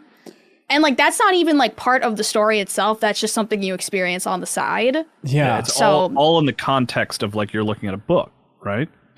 Yeah, And the when page turns. And when somebody mentions any character's name or some word you might not know, having that back button that like zooms out on the page and you essentially get to look at the footnote, but it's like a big illustration of who it is or a description of this event they're talking about. Like that is such a great way to keep it cohesive and all in that manuscript. It's flipping It's a page every time you go to a new location. edutainment. Sneaky education. I'm totally fine with. I haven't played Pentiment yet, but I feel like it has done so much to kind of make its coolness approachable and kind of like readable in ways that Citizen Sleeper does not, where it's like I love Citizen Sleeper, but like you've really got to play that game to kind of like understand why it's cool, whereas Yeah. I can just look at Pentiment and be like, this is amazing. I have never seen a game that looks like this. I think the thing I'm still missing in Pentiment, and I started it, and I do think it's cool, but I think I'm missing like just the sentence of the magic of Pentiment is what? The magic of Pentiment is playing the game and actually getting through the game. The town that you're in, Tassings, is as you play the game, you kind of like grow up with the citizens. You see how the town changes over time. And the overall theme of Pentiment is like building on the past. So to do that, you have to like play through the game. But it's all about like building on the past and how like history changes, how we build upon those who come before us, and like what that could mean for us in the present, essentially. Like how badly do we need to unearth our past to understand what's going on in the present? And I think it does it really cleverly. Like I'm not spoiling anything and I don't want to spoil it, but yeah, it's one of those games where for the payoff, you have to get through it. Yeah, I'm not putting it down because I honestly over the break I would love to go back and play more of it, but I think I was missing that larger component, but that helps just for zooming out beyond just the art style, Yeah, I think the magic is the town, the place is so well realized in a way that's like, yeah, I know that pitch of the magic of Pentiment is like getting this intimate relationship with this small 15th century town, but that wouldn't necessarily appeal to me, but I would have underestimated how much I could feel from that and appreciate that and enjoy that while I'm playing it. Yeah, and tell me if this is too broad of a brush, but I think what's interesting is like, Sarah, how much you like it, but then tell me if this isn't the correct read for you. It feels like in general you're not big on like a narrative heavy game. And so it's interesting that I think it depends on the narrative. Like Right. what I said is I like a game that does one thing really well. yeah, And Pentiment does the narrative really well. It feels like you're reading a book most of the time. Like the way the pages turn and the way the characters communicate. I think it has some of the best writing in 2022, I would argue, in terms of writing. And the narrative is just really beautiful. I don't Yeah. dislike narrative, but I think this narrative really, it does what it does really well. The themes are really amazing. Like, I don't want to spoil it, but it's just like, you know, it's really good. And it's not like, Sure. it doesn't lean on like kitschy, like weird twists and turns, although it does in the murder mystery. But overall, it's just incredibly solid. Yeah. These feel like birds of a feather in some way, but Immortality, I don't think we have a good read on where everybody's at for Immortality, which is currently sitting at number 6 on this here list. Immortality is a game that it's the FMV game, if you don't recall, where you're sorting through footage of 3 cursed films trying to piece together what happened to these actors in this movie. And you're jumping between them by doing the match cut of like clicking on, okay, there's this vase in the background. Now it's going to bring me to a vase in another scene. You never really know what it's going to match it to. But then through that weird way of interacting, you're exploring more and more and uncovering what's happening in the films. And then outside of the films is the next layer. And then there's a layer beyond that where things get a little more twisted. I really like Immortality. I don't know if it'll make my top 10 list. But it's one that I started and played for a couple hours and then like I was like out of town for the weekend and I was like, I could not stop thinking about it. Like it haunts me. It is such a weird vibe. Like, God, what the hell was going on in the game? I cannot wait to go back and uncover it. And then I went back and I feel like I spent more time in this game than most people. Maybe not Jacob Keller, a super fan over there, but like I finished it at like 10 or 11 hours. Like it feels like I was a long crawl to get to that finish line of actually having the credits roll and stuff like that. But a lot of the things in the story went over my head, but I think it is very, very cool. And then it opened my eyes a bit listening to Leo and Jacob's Big Mac spoilers about it. To a lot of the details. It's definitely meant to go missed. over your head, a lot of it. It's one of those things where there's 1,000 threads, and if 3 of them are really cool to you, then you'll come away liking that game. Yeah. Is my read on this correct that Leo and Jacob, you two are red hot on this thing, on this list? It's 2 or 3 for me. Yeah, it would be like 4. Wait, okay, hang on. Personal list, or On you're my saying? personal list. Okay. Yeah. I would love it to be number 5, you know, and and Horizon goes down. I mean, it's like I don't want to start taking, but it's like I think Oh no, someone's calling me in the other room.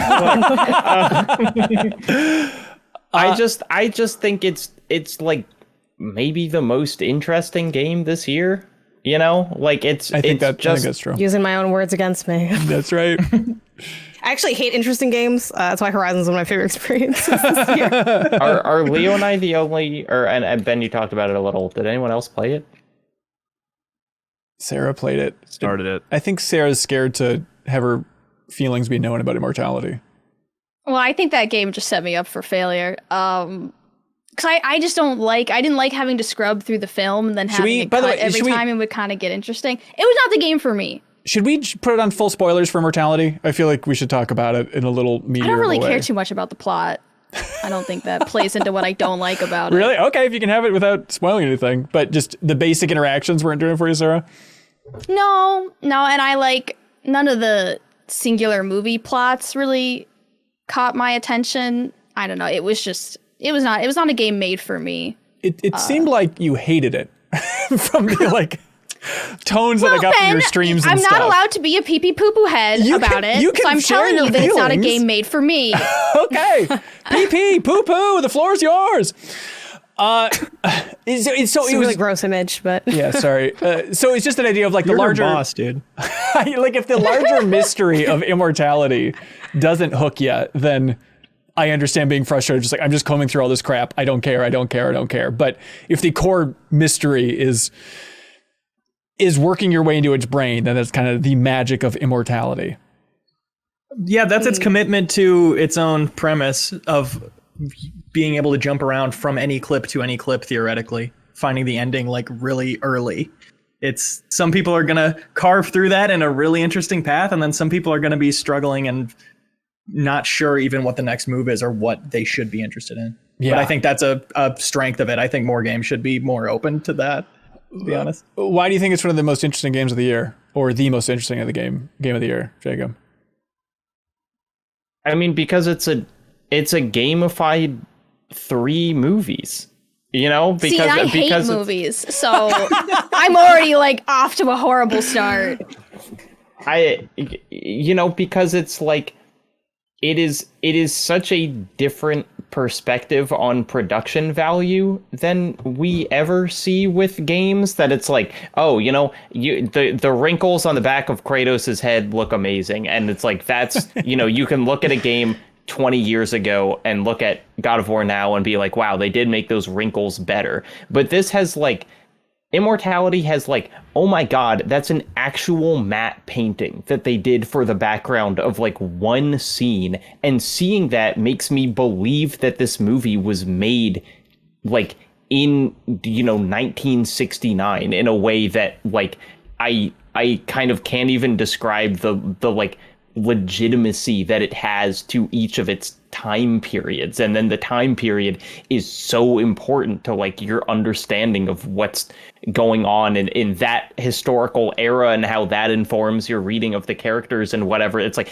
they have like 3 different film styles, like the actual film used in the camera is like so different for each time. And I realize this sounds like I'm describing like, kind of like, oh, cool gaming detail, but like the crazy part is like that is vital to your understanding of the story. Like all of the pains that they took with production and with costuming and like how the tables at the table reads look, they're all different, and that lets you understand the story in the same way that like knowing what a midshipman was helped you understand why can't I remember the name of that game? Yeah, Obra Dinn. It's like it feels just kind of like so legitimate in what it's doing. I just hate art. I understand that. It is the most artsy fartsy of the batch. Yeah. Can we talk about Kirby and sure, and like people's love of Kirby? Does that one have to be number 5? That's a quick. Did you play Kirby, Jeffem? Maybe I was leading the conversation, but it's the one game in the top 5 that I really didn't like. Didn't enjoy. Wow. Well, I thought it was gonna be a pro Kirby conversation. Yeah. Sorry, No. Jordan. Yeah. We're interested in hearing your Supposed voice. to like a game like that. It's not that I. He's going. It's to the not that forgotten land. It's not that I Can't be really more dislike it. It's the. Was it the mouthful mode? I walked away. I walked away neutral from it. It's just. When did you walk away though? A couple worlds in. See, that's Was your it problem. before or That's after your problem. Kirby became a light bulb? I didn't become a light bulb. Is You didn't have the Eureka moment. You didn't get to be a light bulb? No. It is. Did you get to be? You got to drive as a car though, right? I drove as a car. Did you get to drive a car on a track? On a track? Yeah, like a little. Just race name car. every transformation and ask Jeff if he Race did car. it. I think I ran over some people as a car. This is an interrogation. I'm sorry, is. Jeffem, for what you have to go through on this day. We've shifted over. I think it's fair, yeah, Jeffem. You don't need to be on your back foot the entire time. Kirby is a game that gets better and better as you go through it. Like those first couple of worlds, I would describe it, with all due respect to Kirby, some real mindless gaming. Like, I don't think I had a single... Wait. We established that thinking is bad, right? Thinking is bad. That's right. Well, Kirby's genuinely, actually the best game. if you hooked up my brain to some sort of brain scanner in those first couple worlds of Kirby, I'd be a corpse. However, I do think Be a solid line. Yes. As it goes on, it does get better and better. And, everybody's saying, like, this is Kirby's Mario Odyssey, I think is a big stretch. I don't think it comes anywhere near any 3D Mario game in terms of creativity, but it is a really at least good Kirby game though. It is. It's very good. I think it's the best Kirby game that I've ever played. See, it's the first Kirby game that I played, so I went into it not really like. Have I just misunderstood what people? Is Kirby closer to Sonic than? Sorry, Ooh, Sarah. hey, No. whoa, But, like, whoa, That's come not saying on, things we're gonna man. regret. We You know took what it I mean? Like, Ben, Kirby- we'll edit Kirby this out. Mark is- this down. We don't. Kirby The world is doesn't like- need to hear this. Kirby is simplified 2D Mario, is what it is. It's like an even like turning down the simplicity even more. And like the point they were getting out of like it gets better and better. It's not like there's a twist, right? It's not like there's a line that you cross where you're like, oh my gosh, this is suddenly incredible. It just, you know, they turn the temperature up over the course of the game, and it just gets like every level gets more clever and more interesting and better, and it gets more challenging too. And like the bosses are really great, and the end, as we've talked about, is stellar. Yeah, like it's I've played almost every Kirby game of the last 5 or 6 years, or I guess I can go even deeper back, maybe last 10 years. And this one's like easily like the best Kirby, like by a pretty wide margin. Yeah, building up the town, it's not a game changer, but like it's cool. It's cool to unlock those things and expand the town and all that stuff. There's a lot packed in here. And the end game. It's also it's okay hard. that you don't like it, Jeff. If you want to have my back about something without coming up. Okay, great. Yeah, it's the first Nintendo game that I've played where they're all family friendly games, but usually I find something challenging or interesting in them, and this is one I'm super happy to hear that it you know like gets more challenging and gets more interesting because I wouldn't those say first challenging. I think you there's might just something. not like Kirby. And that, I mean, that's like hard to hear, but it's fair. I don't think that, like, I think both can be true, right? I don't think Kirby's going to be for you if you didn't like those first few worlds. It is true that it does get more interesting and that some of the like bonus stuff is challenging. That's the only like real intrigue in Kirby is if you're trying to have a somewhat completionist run of the game.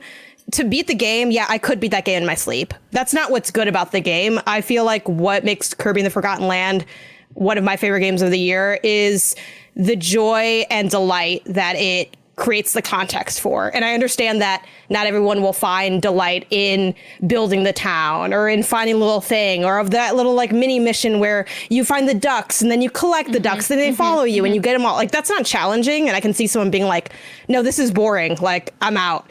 But that delight is what the franchise offers. Like, if you're not excited to become a vending machine and shoot cans out of your mouth, I can't understand that, but I can accept it. You know what I mean? But that is the appeal of those games.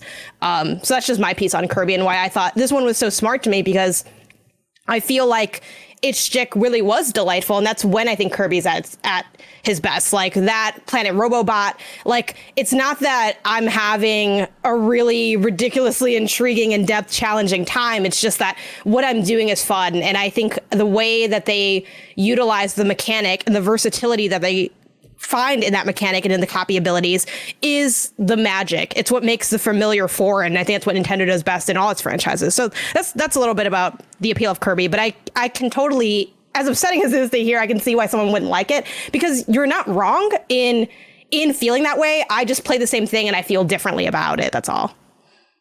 Yeah. I mean, like I said, I don't dislike it. It was just like, You're safe. You're the safe. combat isn't particularly challenging. The puzzles are very clear of what I have to do.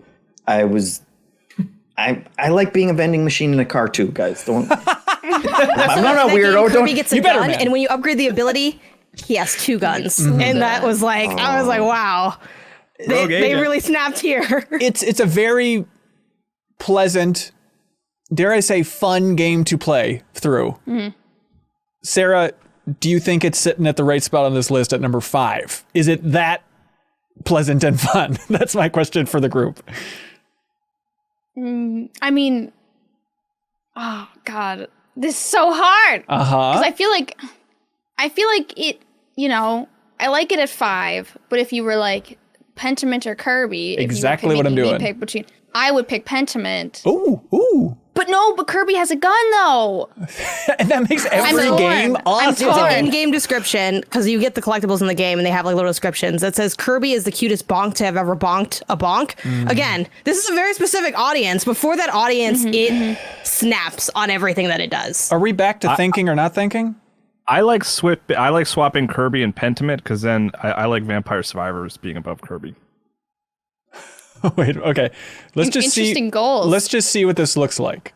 Oh, that looks amazing. Stellar. It's really cool looking. Over here. It's like I've never seen before. Should have sent the poet. Okay, this isn't locked in, but I don't see anybody's eyebrows flying off their head at this so far. Here's one Jenga piece that we have not really touched. And Janet, I know it's a thing for you. Horizon Forbidden West is sitting pretty damn high on this list for a game that I think everyone respects, but I don't think anybody in this room except for Janet is like gaga for this thing. Am I reading that right? Okay. I really like it, and it's up there on my list of games to go back to when I have time. But yeah, it'll be pretty high on my on my top 10 list. You're falling apart. It's good. I fully beat that game, and it would be 19 for me. Like okay. I forgot that it came out this year, except that it released at the same time as Elden Ring. I think tough. it's look, if we're talking about no thinking games, like I think that is the ultimate no thinking game, where it's like there are 3 story moments that I really like in that, and then the rest of that game is a blur for me. I just don't even remember like playing it. Yeah, I mean, I liked that first game a fair bit from 2017. And I put maybe 5 or 6 hours into Horizon Forbidden West, and I just was getting a little bit bored. I admire the hell out of the production. I think it looks amazing. The faces in that game are on another level. Exploring the world, I think is still cool. Climbing a tall neck, hey, that's good fun. But by and large, there was nothing that was really grabbing me to keep moving. I feel like, we talked about it on the podcast when it came out, but it is that issue of when the first one came out. Jeff, I remember you reviewed it, and you're like, it's kind of Far Cry-ish formula, but there's a lot that's cool in it too, but it's kind of the open world formula is a little long in the tooth. And I was hoping they'd kind of reinvent things a little bit more for Horizon Forbidden West. So now to have it's a sequel where they kind of just do the classic open world formula that's fairly unimpeachable based on sales numbers in the industry at this point. So it just felt like a less exciting and new version of the first game, with all due respect. Kyle, where are you at for Forbidden West? Let's hear what Janet loves about it. Okay, I was trying to get all poo-pooing out of the way, and then we can get to Janet. Janet, I don't need your consolation prize, Kyle, though. I appreciate you offering it to me. I don't want to throw more negativity at it. No, go ahead. Let her redeem it at the end. Let's just set the scene first. I mean, do we need to? I'm curious where everybody's at for this thing. I want to hear what Janet really liked about it. I do as well. Because I don't really care what you guys don't like. I don't think it's going to matter. I don't either. Share, but I'd rather hear more about where people are thinking of putting it and kind of maybe comment on that, because I knew that this moment was going to come. That's why we all laughed, including myself. So just go ahead. It's fine. And I mean, it's not the game. I don't have a lot of specifics or anything. It just was like, I did finish it. I very much felt like it was a chore by the end. Like, if the first game was this proof of concept of wow, the Killzone developers, they made an open world game. Good job, guys. That's really surprising. You made a dozen Killzone games and you moved into this new genre and you did it. And then the sequel was kind of you did it again. Okay. Right. Cool. It wasn't to say it's bad is would be a stretch. Totally. But it just was and it was just kind of a nothing for me. It was in that 7 out of 10 zone, 8 out of 10 zone, I feel like it's zone. almost so polished that there's just nothing to grab onto anymore. It's there's everything goes down so smooth that I just don't remember any of it. I do think we're going to have the discussion with God of War as well. I do think there's a lot of these beats that you can shift over. Yeah, a lot of what well. you're saying about Horizon, I would also personally apply to God of War, but that's just me. All right. Hey, I bet we're going to talk about God of War Ragnarok on this very podcast. No, I mean, I'm fine as long as Elden Ring doesn't move. So just swap those real quick. Janet. No. Horizon Forbidden West. All I beg of you in this very moment is don't be sheepish. Don't be shy. Love what you love. What do you love? If there's one thing that people say about me, it's that I'm sheepish. No, I can. It's clear this is moving down. I knew this day would come because Yeah, I do see what everyone means. It is definitely a sequel that is more of the same. And I do think its base still has Horizon's a franchise that consistently leaves people wanting. I do think it gets more scrutinized than other franchises that hit around the same mark. I think something about it inspires a demand for more in a way that other franchises don't fall victim to, which is unfortunate because I think it is a great game, great franchise. And I think Forbidden West is better than Zero Dawn. I think the stuff that I really like about it, besides it being like, oh, it's a really polished, like fun AAA adventure, I think it does a great job at doubling down on the sci-fi nature of it. What's so fun about Forbidden West is it gets out so many of the where are we, what world we're in, the kind of the set dressing of like putting everything up. All those pieces are there, and now they can dig into more of the wacky sci-fi stuff, more of the drama in this game. And I think they pair some really compelling, interesting plot points with incredible battles. Like the fun of, and you can kind of take it either way because it's not the most challenging game in the world. You know, it doesn't demand nearly as much as what Monster Hunter seems to in terms of planning and taking down enemies. But that's also what's kind of fun about it, that it is approachable in that sense, and like getting more abilities, getting better gear, and the fun of hunting those new machines is so thrilling. Like it's a game where I enjoy everything it has to offer mechanically, and the plot is intriguing and it's incredibly well polished. And I think they did some great things with some of the side quests in this game. The side quests are absolutely fantastic. They bring back like these great recurring characters. They have like these really fun puzzle moments with like the side collectibles. I think the vistas in this game are absolutely gorgeous. It's so fun, like traveling across the country and seeing, you know, we mentioned this a bit for our like awards, like the recontextualization of things like, you know, Vegas and San Francisco, all mixed in with like a bonkers plot, which I don't know if people want me to talk more about it. I feel like we've talked about it on the show before, but that's what I love about Horizon. Like I love going through that world and taking down these incredible machines that also offer like more difficult variants of themselves in the Apex element of it.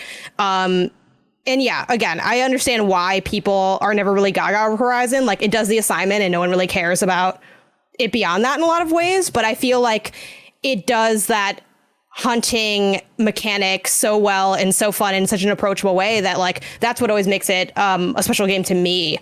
And like I said, I think the plot was like super fun in this one and pretty surprising. I don't think anyone could have predicted that plot. And you can also argue, oh, maybe that's like maybe it was too weird. But yeah, it's definitely one of my favorite games. It's probably like my number 2 or number 3 for the year. And yeah, in back to like the interesting or not conversation, it's not the most interesting game on this list, but I think it's damn good. And like it can be boring that it's damn good, but it's a damn good video game, and that's why I have it so high. Love it. Here. Number 1 it is. Where do you guys want to re-rank it to? Because obviously that's where this is going. I know. Talking about it. There's something. I was sitting here waiting. I'm like, there's a reason I didn't say to move it up. I'm like, I'm lucky it's up that high. I'm not taking on Xenoblade. No chance. I'm just gonna sit here and see what I can get away with. It feels gross. It feels like the Olympics, like everyone gives their plea and then we actually have to make a numerical value for where this is at. Tell me if I'm out of my mind for moving it to number 10 based on I think you're the temperature out of the room.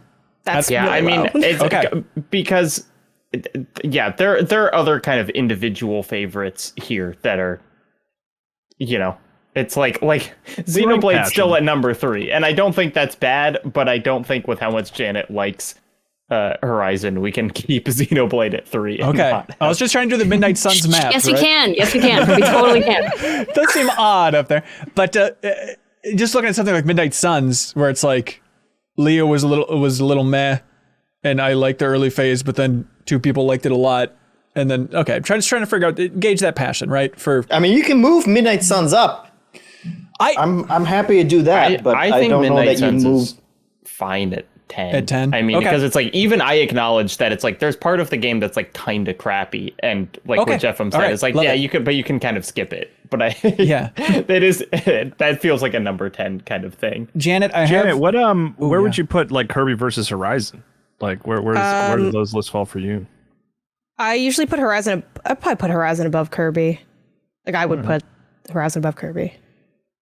The only thing that is stopping me from doing it on this list, and right now Kirby's at 7, Horizon's at 8, is like everyone who finished Kirby's like that rules. And the fact that 2 people finished this gigantic RPG with Horizon Forbidden West and are like, it's a It's a room temperature glass of water. Like We could also move both of them up. That's what I would do, but we're clearly not going to do that. So I'll take both of them as high as you can possibly put them outside of 1 and 2. Okay. 8 feels rightish. Does it?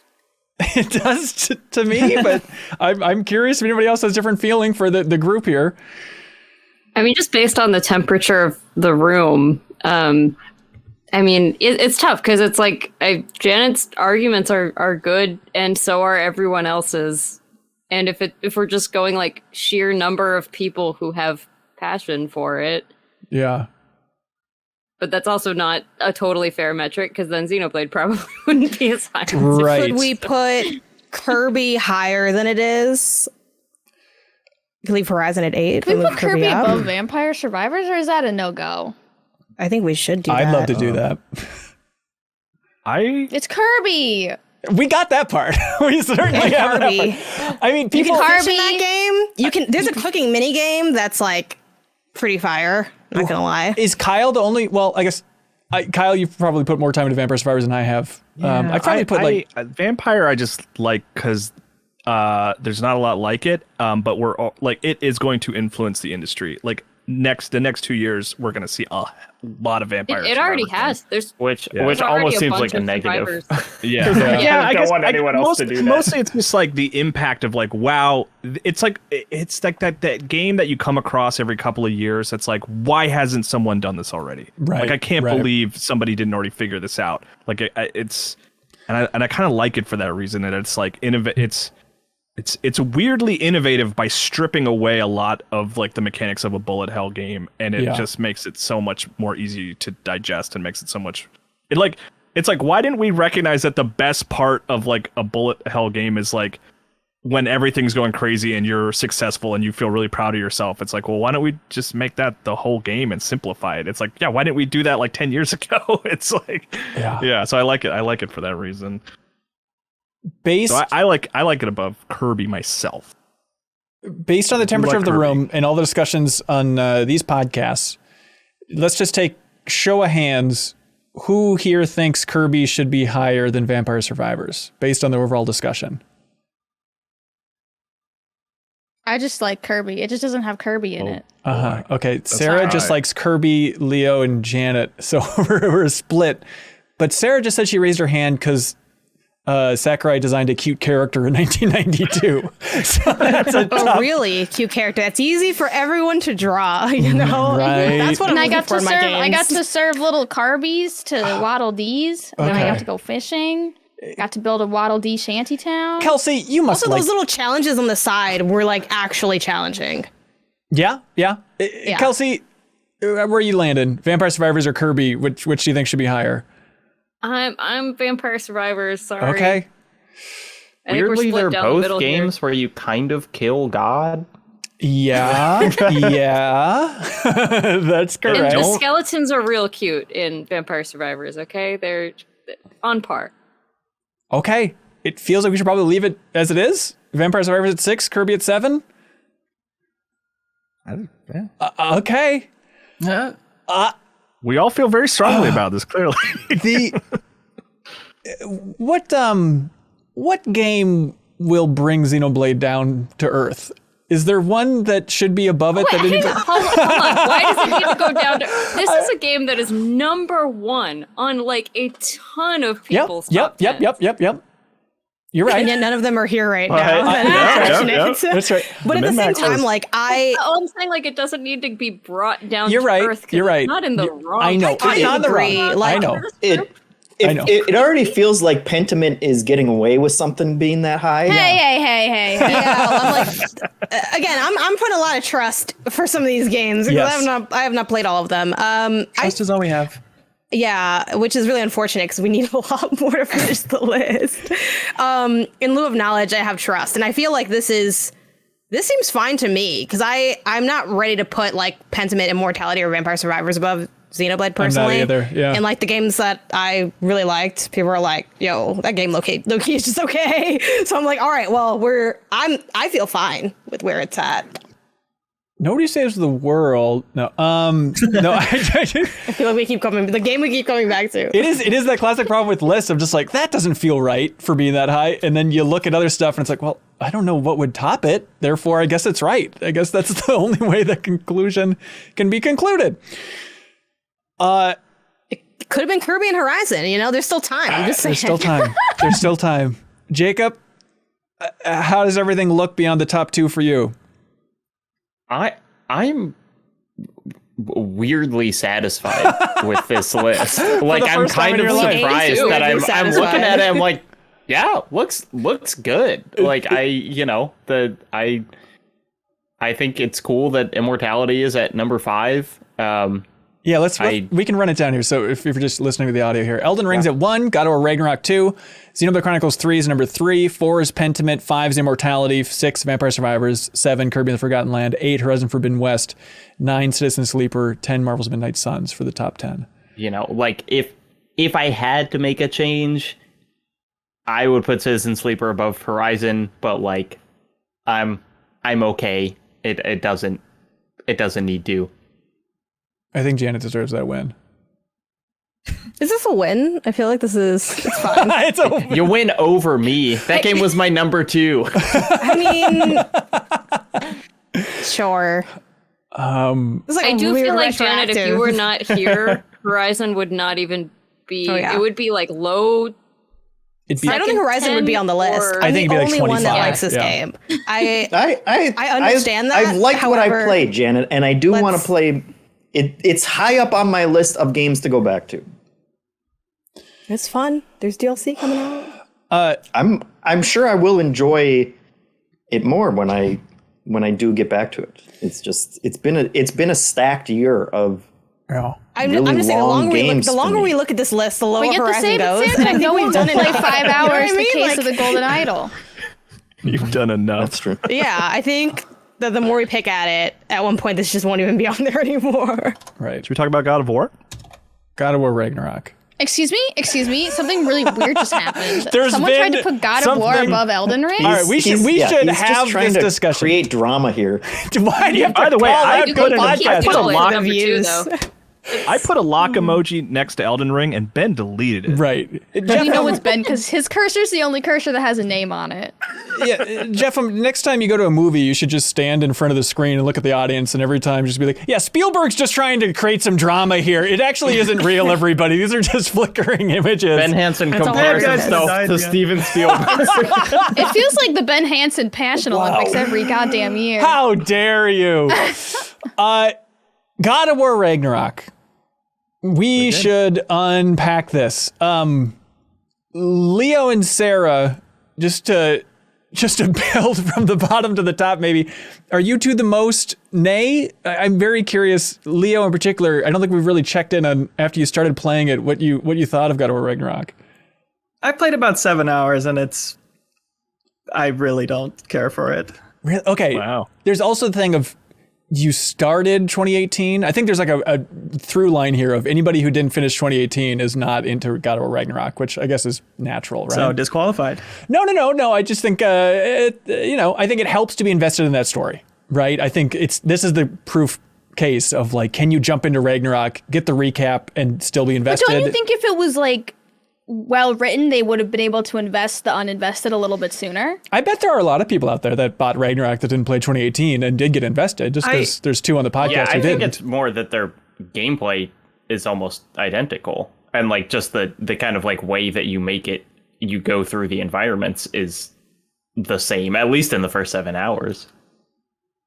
Yeah. And I feel like there should be something I can grab onto as like, it seems like something interesting is going on here versus like, I don't know if it's really just coasting off of caring about the characters from last time.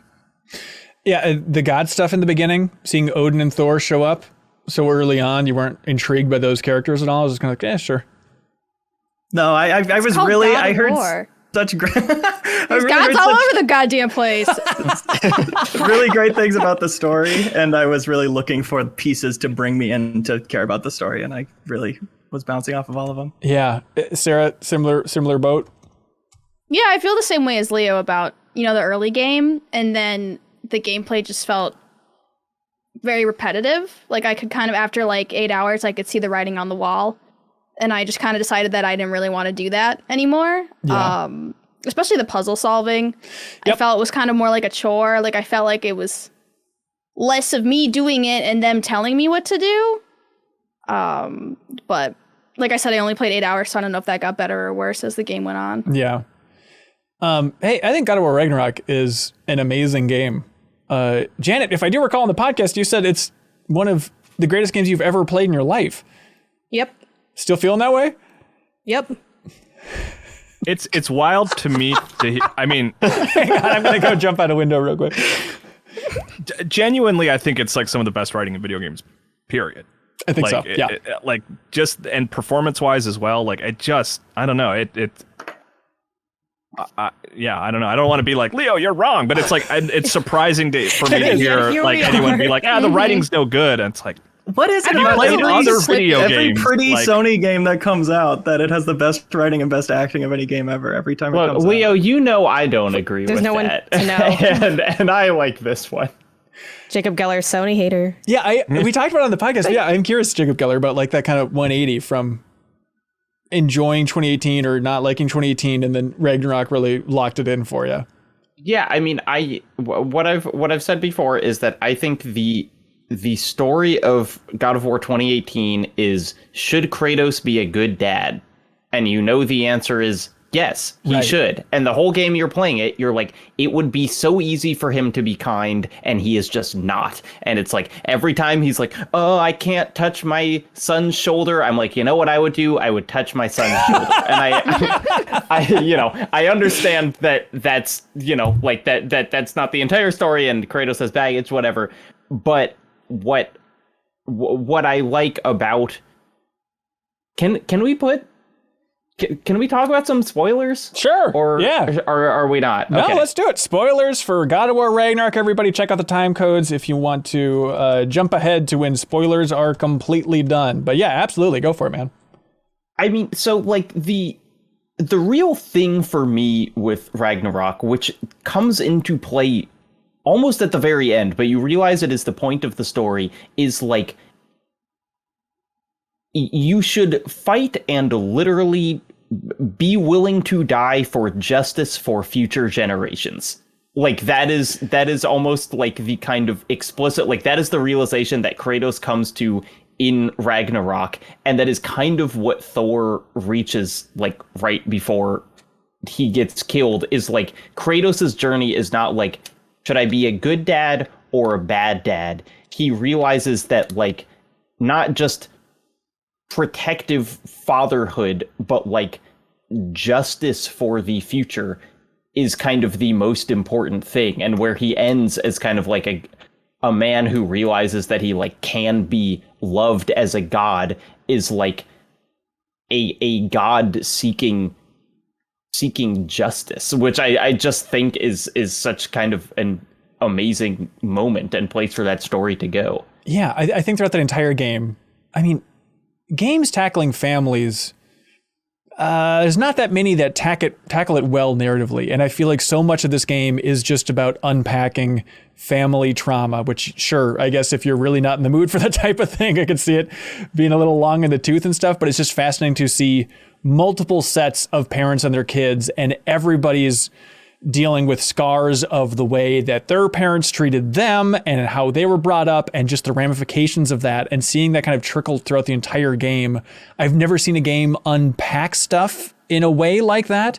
And then specifically since we're in Pentiment. All right, I'm interested. I am interested. Oh, okay.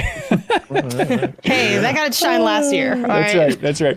But yeah, and then, since we're in spoiler zone, I mean, the big thing of actually having you play as Atreus and getting even more invested in his perspective, his point of view, every time then you see an argument with Kratos and Atreus, and actually having the playable character shift between those two as you're trying to formulate in your mind who's in the right, who's in the wrong, watching this father and son argue. It's just, not even to mention the technical miracle of having like a no-cut camera, but then transitioning between characters with that no-cut camera. That is such a wild idea that I don't think any other game has done. And to pull off a story Grand as Theft big. Auto. Well, the no cut thing. I mean, it's jumping between like the juk, but that's an interesting comparison. Sure. But overall, it just loved it. It is a world that I did not want to leave with 2018's God of War, and the fact that they can blow it out in such a big way here. It's just, I want to soak in that world. It is just, I am delighted every time in the game there's a house with multiple gods in it. And they might be sitting around laughing around a table eating food, or they might be arguing about the end of the world. But just it's why I liked Hades in a lot of ways, right? But just having these almighty beings just sitting around, you get to know their personalities, and just knowing, like, especially with certain characters in God of War, that like stuff can pop off at any second. You don't know what these people are capable of, and everyone's just sitting around talking.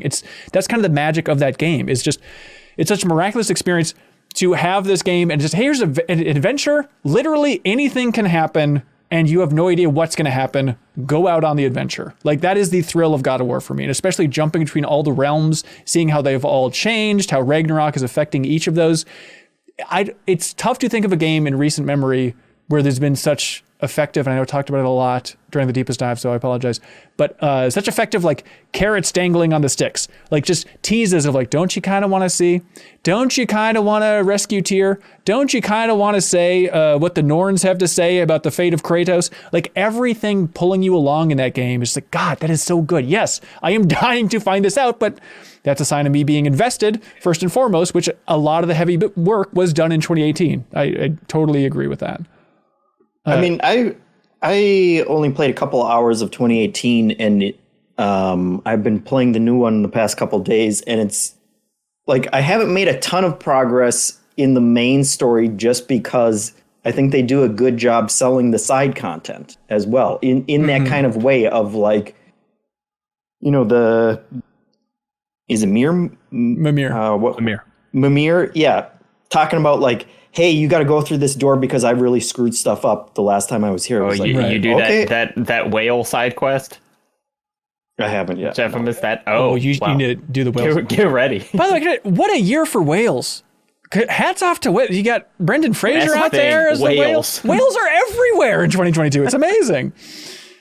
That's right. The one thing that's funny, you guys talking about Marvel and just like talking to characters and like how you can't tap through the dialogue fast enough, where like Ragnarok is like maybe one of the only games where like characters can't say enough, which I think is just a testament to like how precise and well written the dialogue is, where it's like I would walk up to a character and if they stopped talking to me after a couple lines, I would be bummed out. I was like, all right, I guess that's it. That's all I get from Tyr hanging out in the house, I guess, you know. He's being suspiciously quiet. Yeah. And you talk about the side quest, Jeff. I mean, that's another big thing with the game is just the scope of this thing. The story's bigger, longer than you think. But then also just they have whole areas, like the whole area in Vanaheim, the crater, which you can get based on a just optional side quest. And it opens up and it is just like a mini little open world, a little open region that you go explore. And the fact that you can discover all of that, and it's, I don't know, 5 hours of content, I suppose, if you really want to boil it down to a number, all based on just, I don't know, did you follow some footprints in the sand? If you did, then you uncover this and you can have your mind blown by this whole new environment, whole new biome, if you will. It's just the scope of that game. It's throughout the entire thing. It's great to see a game. I know this is Sony's cup of tea recently, but just a type of game where you play and you just go like, Jesus Christ, the production. They threw so much money into this. And Horizon Forbidden West has a lot of that as well. But especially with this game, it's just my jaw was on the floor with how much they pack in there and how well they pull it off. I think what I really love about this game really is the pacing and how dynamic and frantic it gets at times. I think we kind of discussed it a little bit on the last episode where, Ben, you were talking about like I guess we were trying to pin down like the best moment from that game or what moment we'd want to highlight. And I think that scene that you had described in that episode is very much, I think, a testament to what this game does well, which is tossing you, kind of ping-ponging you around and making you want to see what happens next. You know, I've described this game as a page turner of a game, and I thoroughly stand by that. Totally. I think the reason that I say this is like one of the best games I've played so far, which granted I still got a lot of games to play, but it's such a great stage play that's also very bloody. And again, I get that appeals to like a certain type of player, but the combat, while somewhat simplistic and beat 'em up-y, feels really incredible. And it's fun to experiment with the moveset though it may be limited or even in some ways unnecessary, right? It's like, okay, well, I use this element and I do this damage and then I swing this around and, I can kind of knock out everything.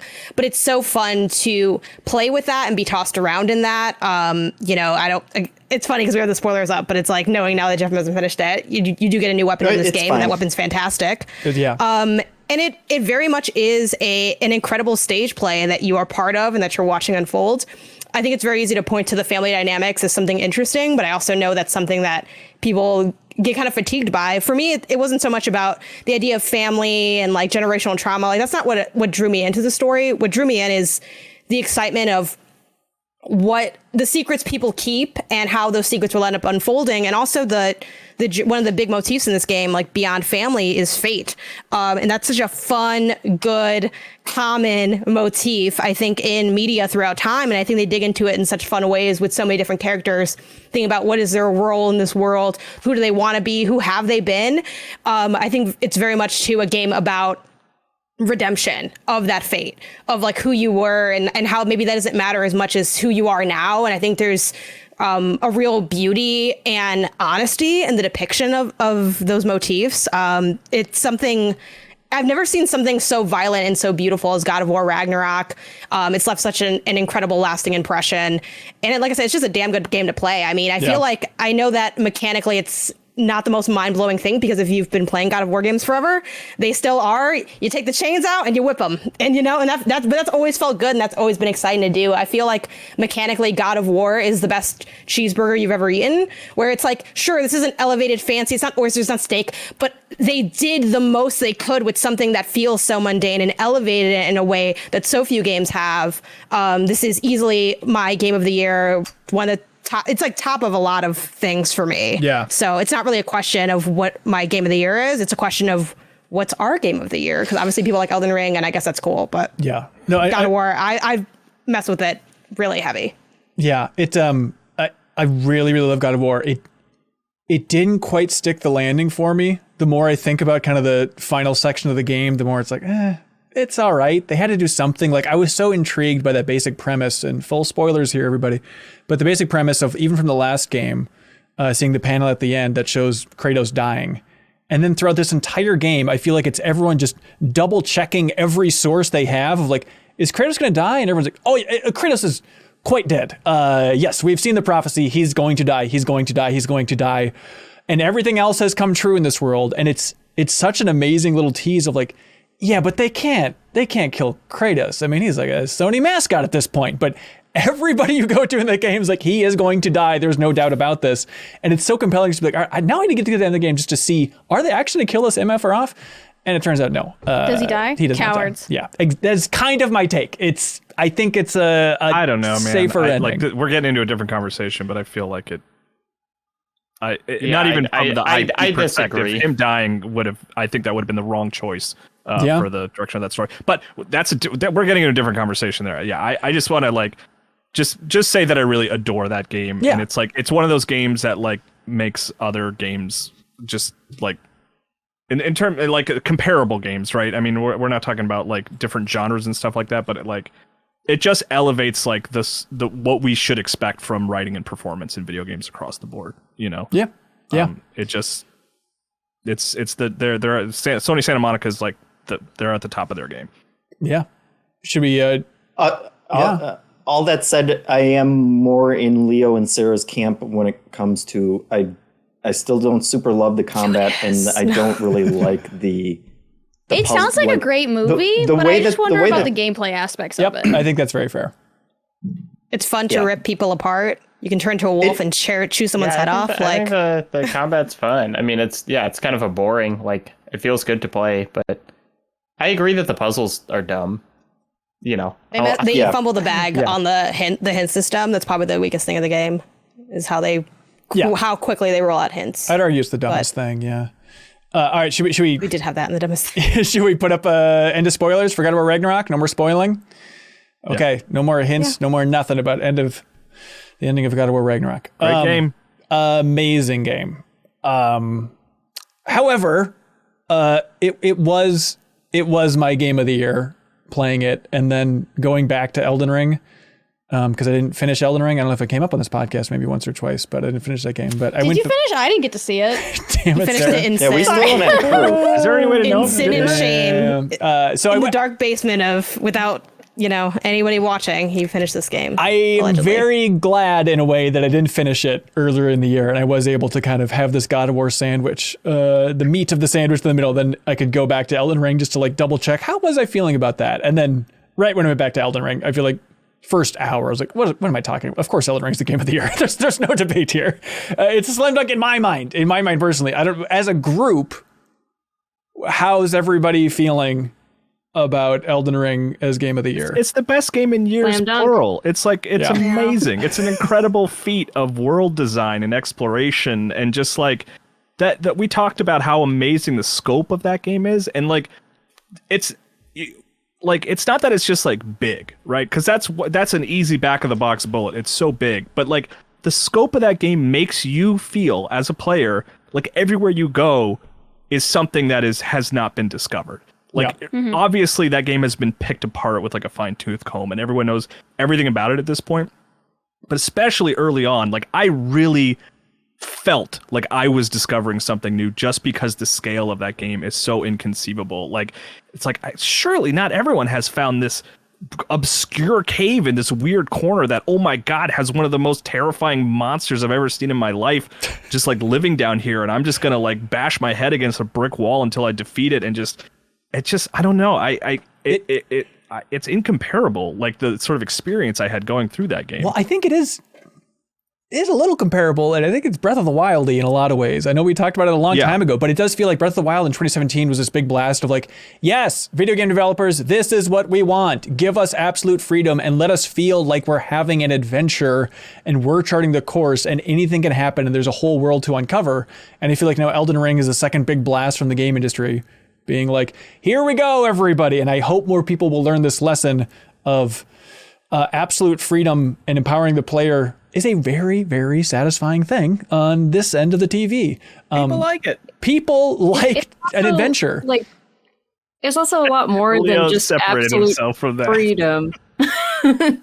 Like, it's more than just like freedom, because there's all kinds of open world games where like, yes, you can go everywhere, but it does like everywhere you go, there is like a thing you can do and an adventure you can have, even if you like find out you're in a place that like you probably should not be in yet. Like you can probably, make it to a new weapon or something like that's lying on the ground, or like just, something. Like there is some kind of thing for you to discover, even if you're in quote unquote like the wrong place.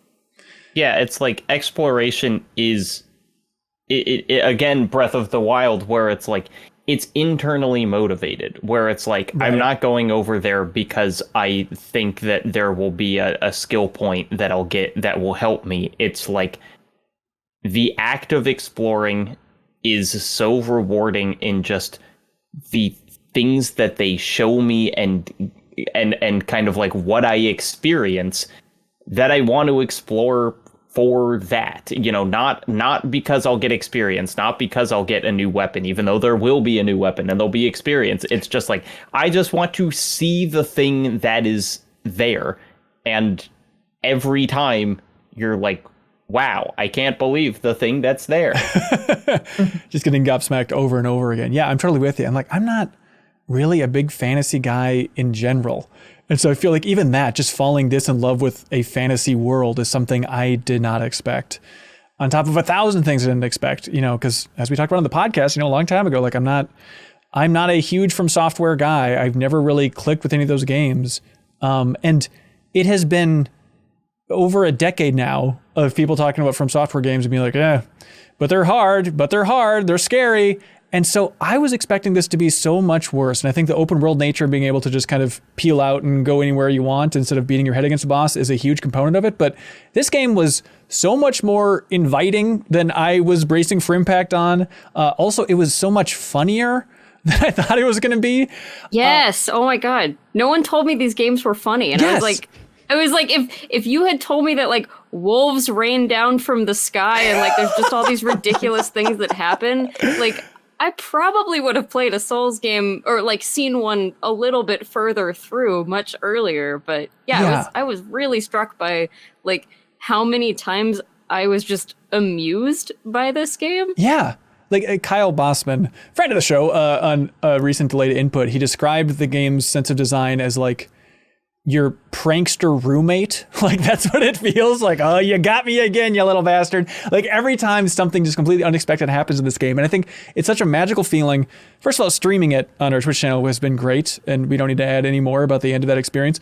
But it's been great just to like have the From Software community and the fans like trying to get me in, be like, go on in, the water is warm. And it's like, well, I'm scared I'm gonna do something wrong. And just that overall lesson of like, you can't mess up. You're fine. Like really, you'll be totally fine. You can change your build. You can't do anything wrong. Stop being scared of these games, everybody.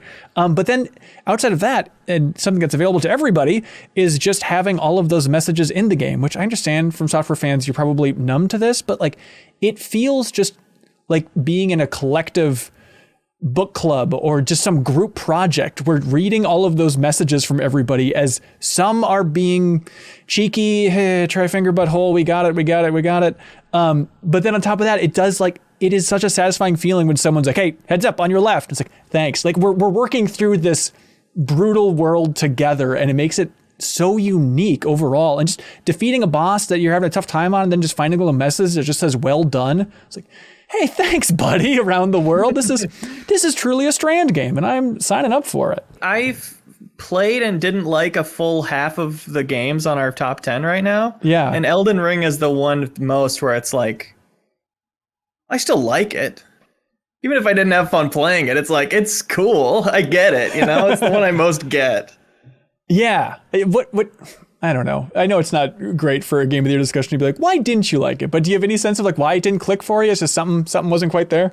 I've never liked that combat, and I've never liked boss battles, and that's what a lot of that game is, and I wasn't really engaged with it. Yeah. But I really loved hearing the stories from my friends about exploring, and of course that is the way I want games to move. I think that's a great place for that series to head if we're calling it a Souls game. Yeah, not that it's an amazing moment or anything, but you know, just going back to it and then just having this experience of like, okay, there's kind of a collapsed building, believe it or not. It's kind of forming this bridge across this chasm, and you kind of have to do light platforming to like get across. I think it's in the snowy area, and there's just some SOB like shooting arrows at you as you're trying to jump and get across it. And it's just a situation of like, this should be so frustrating, but I had so many emotions, just that little experience of struggling to get across that little bridge, finally getting over there, finally killing that person. It was like, this little microcosm is just an emotional roller coaster ride. And then the game is just 5,000 instances of that. It's like, I felt more trying to cross that bridge and having that guy shoot arrows at me than I do playing most other video games. Low-key underrated element of Elden Ring is how fun platforming is.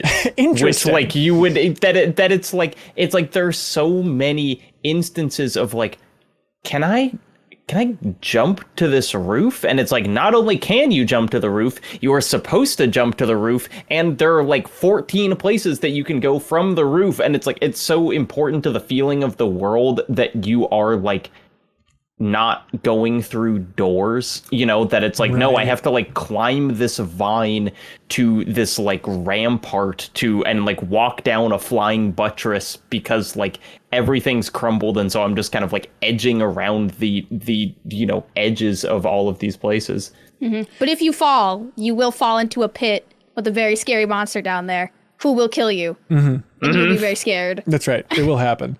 Also, I think they, you know, did just such an incredible job of like making that world feel like it has existed for like millennia, and you're just kind of dropped in there because like right. We would almost joke about it. I certainly I did, of like, I have no clue what's going on, but I feel like that lent so much to the game of just like walking into a room and seeing this like cutscene where like a monster pulls like a sword out of its chest and like, you know, drinks someone's blood, and it's just like, where am I? Like, what is this fascinating, horrifying place that like, and it just all bleeds into that. Like, you just want to see what's around every corner, even if you don't fully understand it, because it just makes it so compelling and interesting. yeah, that's one of those things that I'm still swirling around in my mouth. It's still trying to get the flavor of that debate. I don't know, Janet, I'm not good with words. But the point, the debate of like, is having a cryptic story essential for this type of game? Is there a version of Elden Ring that's even better with a story that's a little bit easier to latch onto? I think the beauty is in the choice of it, you know? Yeah. But the beauty is the choice. If you want to engage with the narratives, there are ways to engage with the narratives. But some people don't quite care for the narrative, and they're okay with it being like as basic as possible. Get the pieces of the Elden Ring, become Elden Lord, maybe I'll get married or like become a poop man. But like, it's nice that you can like go deeper. Like when I met the Turtle Pope, he was like, you wouldn't believe this, but Radagon left Renala for America. And I was like, oh my God, tell me more. And they were like, and Renala fell apart. And I was like, no, he didn't leave her. And they're like, yeah, all she does is cry now. And I'm like, insane. And then when you find out that Radon learned gravity magic so he could ride his tiny horse, I was like, incredible. Incredible. All right. But it's all optional. I think part of that too is some of the systems. Could there be a pass through this game to make some things a little more approachable? I mean, I was literally 45 hours in, and then a pop-up finally appeared telling me how to equip a bow. I was like, what? That's an option for me? And I'm an idiot. I am very aware I'm an idiot. But there's other stuff like very simple things. Like I wish I could do like a simple armor comparison, weapon comparison for what I'm buying. The fact that there's not an easy way to compare those stats as you're buying those things, like it's still a From Software game, you know? It's like co-op is so opaque and strange. Like it's right. And I understand so much of the charm comes from that, and it does make a more fun communal experience to try to unpack. Like, okay, here's well, they did have to patch in like where the NPCs were. Do you remember that when the beginning first launched? Like you couldn't see where the NPCs were. Yep. And then they were like, okay, you know, maybe we should tell people where the NPCs are. To be clear, there was always a beginning tutorial. It didn't tell you as explicitly to jump down. Right. I missed it. Right. That's right. still, Didn't I mean, literally that's say like jump down to. I don't know. I'm just throwing it out there. I know, Jacob. That's not really like an argument for like, no, it was good. It's like it was there and you couldn't even find it. I mean, like that's it's right there. Okay, isn't people like a didn't guy want to like jump pointing down at it? Like there's a dead soul pointing into a pit. And why did so many people miss it? They should have. You're not paying attention. A lifetime of games have told me not to jump down hard. I know. Structured it in a way that I could not pay attention to it. I don't know. Sarah, how's your new game going? I would Janet Leo on that. I mean, it's like, why would you assume? It's like, oh, of course I jump in this giant hole. Yeah. Like, Plenty of people you don't found think that. Yeah. If all my years of gaming have always told me to go directly into a giant gaping hole instead of just following the path out of a cave, my bad. Yeah, but Sarah, how's your new game going? You just started a new game. Is it opening your eyes for like a different build and all that stuff?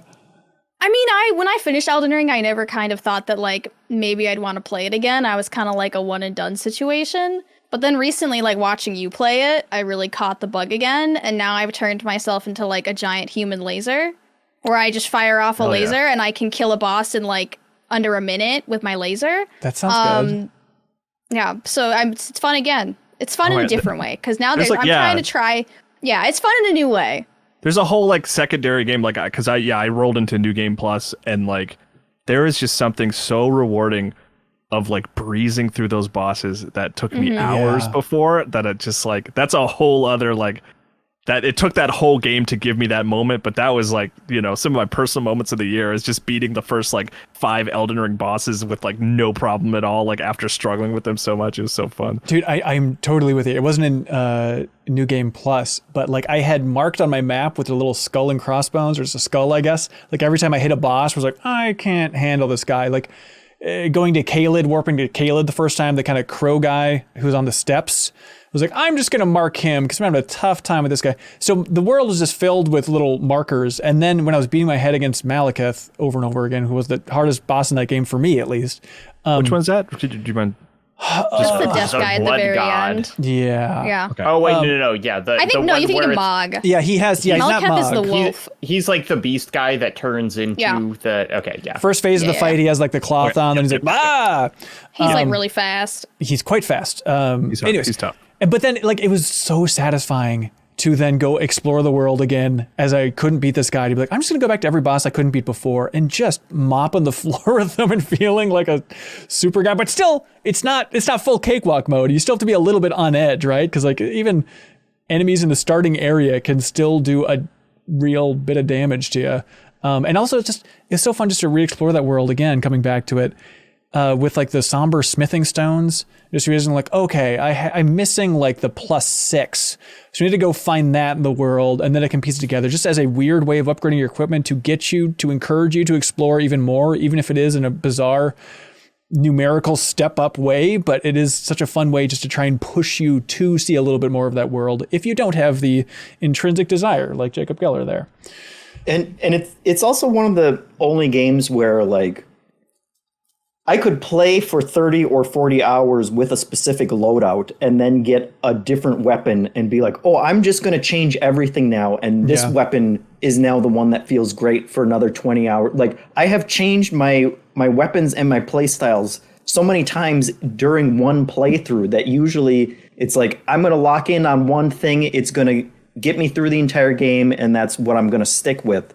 And there's such a good motivation for switching your stuff, and they do make it easier to upgrade and get back up to a level. Even if you get a new weapon that's like, oh, that's a really weird ability that this one has, you can just go buy, you know, the different upgrades that you need to get it up to a playable level for your level at that point. And yeah. Kelsey, we kind of had a similar trajectory, right? Of coming into this thing and kind of having our eyes opened overall to From Software. Yeah, completely. I mean, this is not a game. The Souls games have not really interested me in general up until this game. And I probably was going to skip this one too if it wasn't for watching. It was my friend's wife play, but like I started watching someone play and realizing like you can do other things than having to get really good with a big sword. Right. And like, you know, there are a lot of ways to approach this game, and like just the feeling of like freedom to kind of explore different play styles with this is what really made me be like, okay, maybe I can do this one. And then once I sunk like 5 hours into it, I was like, wow, I think I really like this. Like, I think I really want to keep going with this and like not just, you know, play the game that everybody is playing so that I can say I gave it a fair shake. Like, I mean, I have not beat it. It's a hard game, but you can do it. It's right there. It's not that bad. I still might go back Ben to it claims over the he holidays. did Like, I can guide you. Call me in.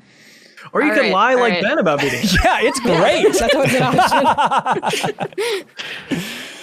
option. Elden Ring, everybody. Is that number one with a bullet? It is for me. Okay. Janet, how are you feeling? I feel like this was the obvious choice, so Okay. it just makes sense. Like I don't, You I don't recognize like our those, passion, right? Like I don't understand the game. Like I can't even give you really a genuine opinion because I think I just miss all of it. It feels like I'm trying to read something in French, and I'm like, well, I kind of know Spanish, so like maybe that's what that word says. Right. And then people were like, no, you're not supposed to know what the word. You feel the words, and I'm like, look, I downloaded it. I played like 4 or 5 hours. I deleted it. I reinstalled it because I'm a clown. Played it again. Fell off a cliff. Deleted it. Haven't looked back. Like I just don't think I can. Clown. I mean, that's your class choice I right just- there. I just can't wrap my head around it. But Have you? You know? It is totally fine to not like it. Have you ever like watched? Have you watched like other people play it? only a little bit.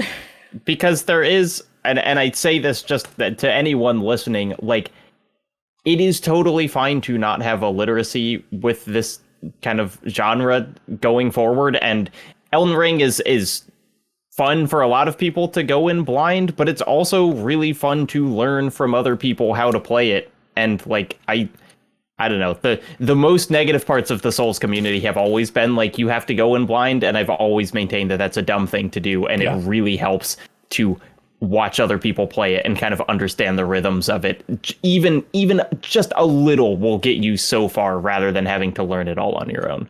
Yeah, I mean, just anecdotally, like I watched like 3 hours of gameplay that were semi-consecutive, like, just kind of not quite beginning of the game, but like still pretty early, and just kind of seeing what was happening in those first, I don't know, within the first 10 hours of that, and being able, because I'm also not literate in this genre at all. I mean, I'm more so now that I've played Elden Ring, but like I had tried Dark Souls 2 and 3 and like fell off immediately because I was like, I just do not understand this. Yeah. This is a game for people who like enjoy punishment, and it's not me. And I absolutely would have felt the same way about Elden Ring if I had not like been able to see someone who was semi-literate in it gaining more literacy in front of my eyes, if that makes sense.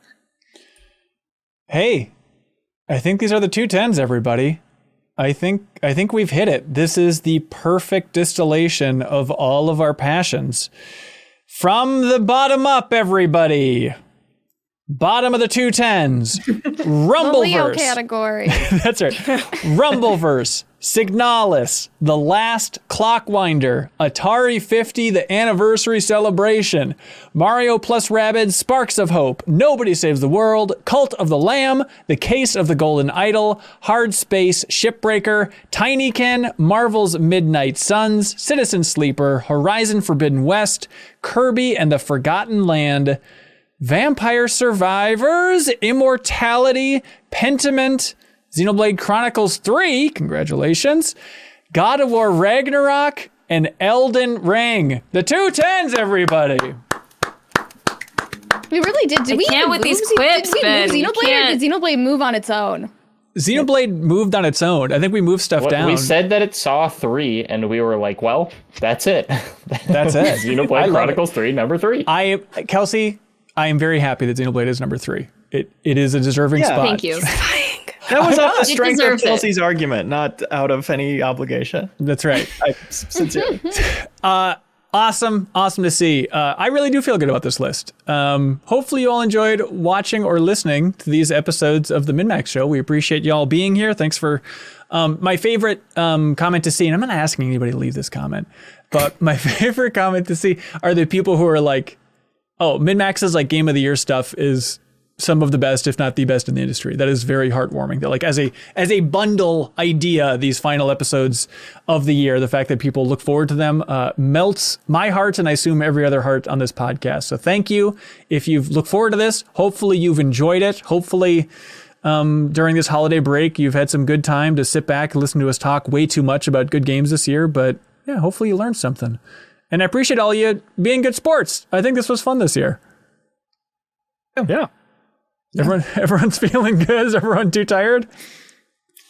That's a lot. We talked a lot What about if we video games moved Ending on Elden Wordle Ring's to rough number for me. 17? I was gonna say, where do you think Wordle would have landed if I had okayed it? Where do you think you would have ended up? Would have been low. Like number I 2. might not have put it on there. Again, I just ask questions. Right. And sometimes I right. answer them as well, but Yeah. it's more fun to ask. I still think it would have been low. Like, it would have been on there, but it would have been low. None of us were like, this is game of the year. Yeah. It was one of those like important to the gaming sort of culture wide, and it's like, how much is that a factor? I don't know, that kind of thing. Yeah. That's it for MinnMax's content this year. We'll be back with a new podcast next week. We aren't stopping, everybody. We're going to keep this thing a-rolling. So any help telling a friend is, of course, greatly appreciated. And thank you for watching, listening, and supporting MinnMax over there on Patreon. If you're feeling generous, we'd appreciate that direct support there. You've given us our biggest year yet. So we thank thee, and hopefully you've enjoyed the content this year. We have over on our YouTube channel, if you're just listening to the podcast version of this and you've never checked out MinnMax's YouTube channel, there's a whole world of stuff that we do outside of this podcast. So if you just go check out MinnMax with 2 N's on YouTube, you there can find a best of video that's running through highlights of this year. So if there's a lot of video stuff that you missed and you want to learn what else we do other than this podcast, check out that video. Hopefully you enjoyed it, and hopefully you agree that this was MinnMax's best year. It's, in my mind, MinnMax's best year by a mile. So thank you to all of you for making this happen. And yeah, everybody on this podcast for making this happen. I mean, Janet flying out to Minneapolis to go on a jet ski, even though she had never driven a jet ski and does not know how to swim. That is champion stuff there. So thank you, Jen. Risking my downright life dangerous. for this content. That's right. And everybody for going above and beyond with all the shows, all the ideas for New Show Plus. Sarah bringing the funny all the time, coming to the community meetup, all that type of stuff. I greatly appreciate it. Everybody's doing their part, and it's wonderful to see. Thank you. Anything else anybody wants to say before we wrap this sucker up? Can we have a Thank you for letting me zone? put Horizon on the list. Yeah, I'm sorry. What was that, Leo? What Leo said. Can we have a pissy zone, like Backstage Pass exclusive, a few minutes after the Ooh. recording? Oh my God. Can we? 'Cause, Yeah. Can we have This like is a the free best skin incentive to breakout. sign up for Can we Patreon. have a free speech zone? Yeah, let's let her rip But without and the toxicity that genuinely. normally comes with that kind of comment, you know, just Oh, like this was the best idea. Okay, I love this. I Okay, really so if want you're at that. the Backstage Pass tier, we're gonna let her rip after this recording ends and really share how we And feel no about this. commenting what we said other No, places. it's top so other secret. people It's top can- secret. No, you paid for this. You keep it to yourself. That's right. And if you want to listen to it, you can jump up to that $10 tier just for 1 month, This and is you so get access exciting. to it. But before we cancel do all that, your plans this evening. People can leave the call. I'll just stay here myself. It's fine. I've never enjoyed the Game of the Year discussions more. all right. By the way, Party Chat, our Patreon exclusive podcast, this week. Well, it's the last episode of the year, I suppose, so you can find it in that feed. But if you want to hear Jacob Geller and I go on and on about how much we loved Avatar: The Way of Water, and then also talk about changes to MinnMax's content coming up in 2023. It is the latest episode of Party Chat is a special 2-hour call-in episode, so hope you all enjoy that. You unlock that podcast in your favorite podcast app each and every week by supporting MinnMax on Patreon at the $5 tier. And thank you to everybody at the $50 tier, the Game Champion tier. I'm talking Dominic Sachoki, who is the champion of Disaster Day of Crisis, Jawar Hello, who is the champion of Pathfinder Wrath of the Righteous. Great choice, Jawar Hello. Starkiller is the champion of Pajama Sam, No Need to Hide When It's Dark Outside. Nice. Which is a very good name for a game. PrettyGoodPrinting.com and Seth over there, they're the champion of Spider-Man Cartoon Maker, which I would love to play at some point. I was a big fan of like the Simpsons Cartoon Maker, and this is just a Spider-Man variant of it. You knew that too, Leo? I love that. Yeah, I played the Simpsons one as a kid. Oh, God, that's awesome. So Patrick Polk is the champion of SNK versus Capcom Card Fighters Clash. Cool choice, Patrick. And Miguel Majai is the champion of PN03. Thank you to everybody at that Game Champion tier. And thank you for a big year here at MinnMax. We greatly appreciate it. And that's it. As we like to say, be good, have fun, let's go.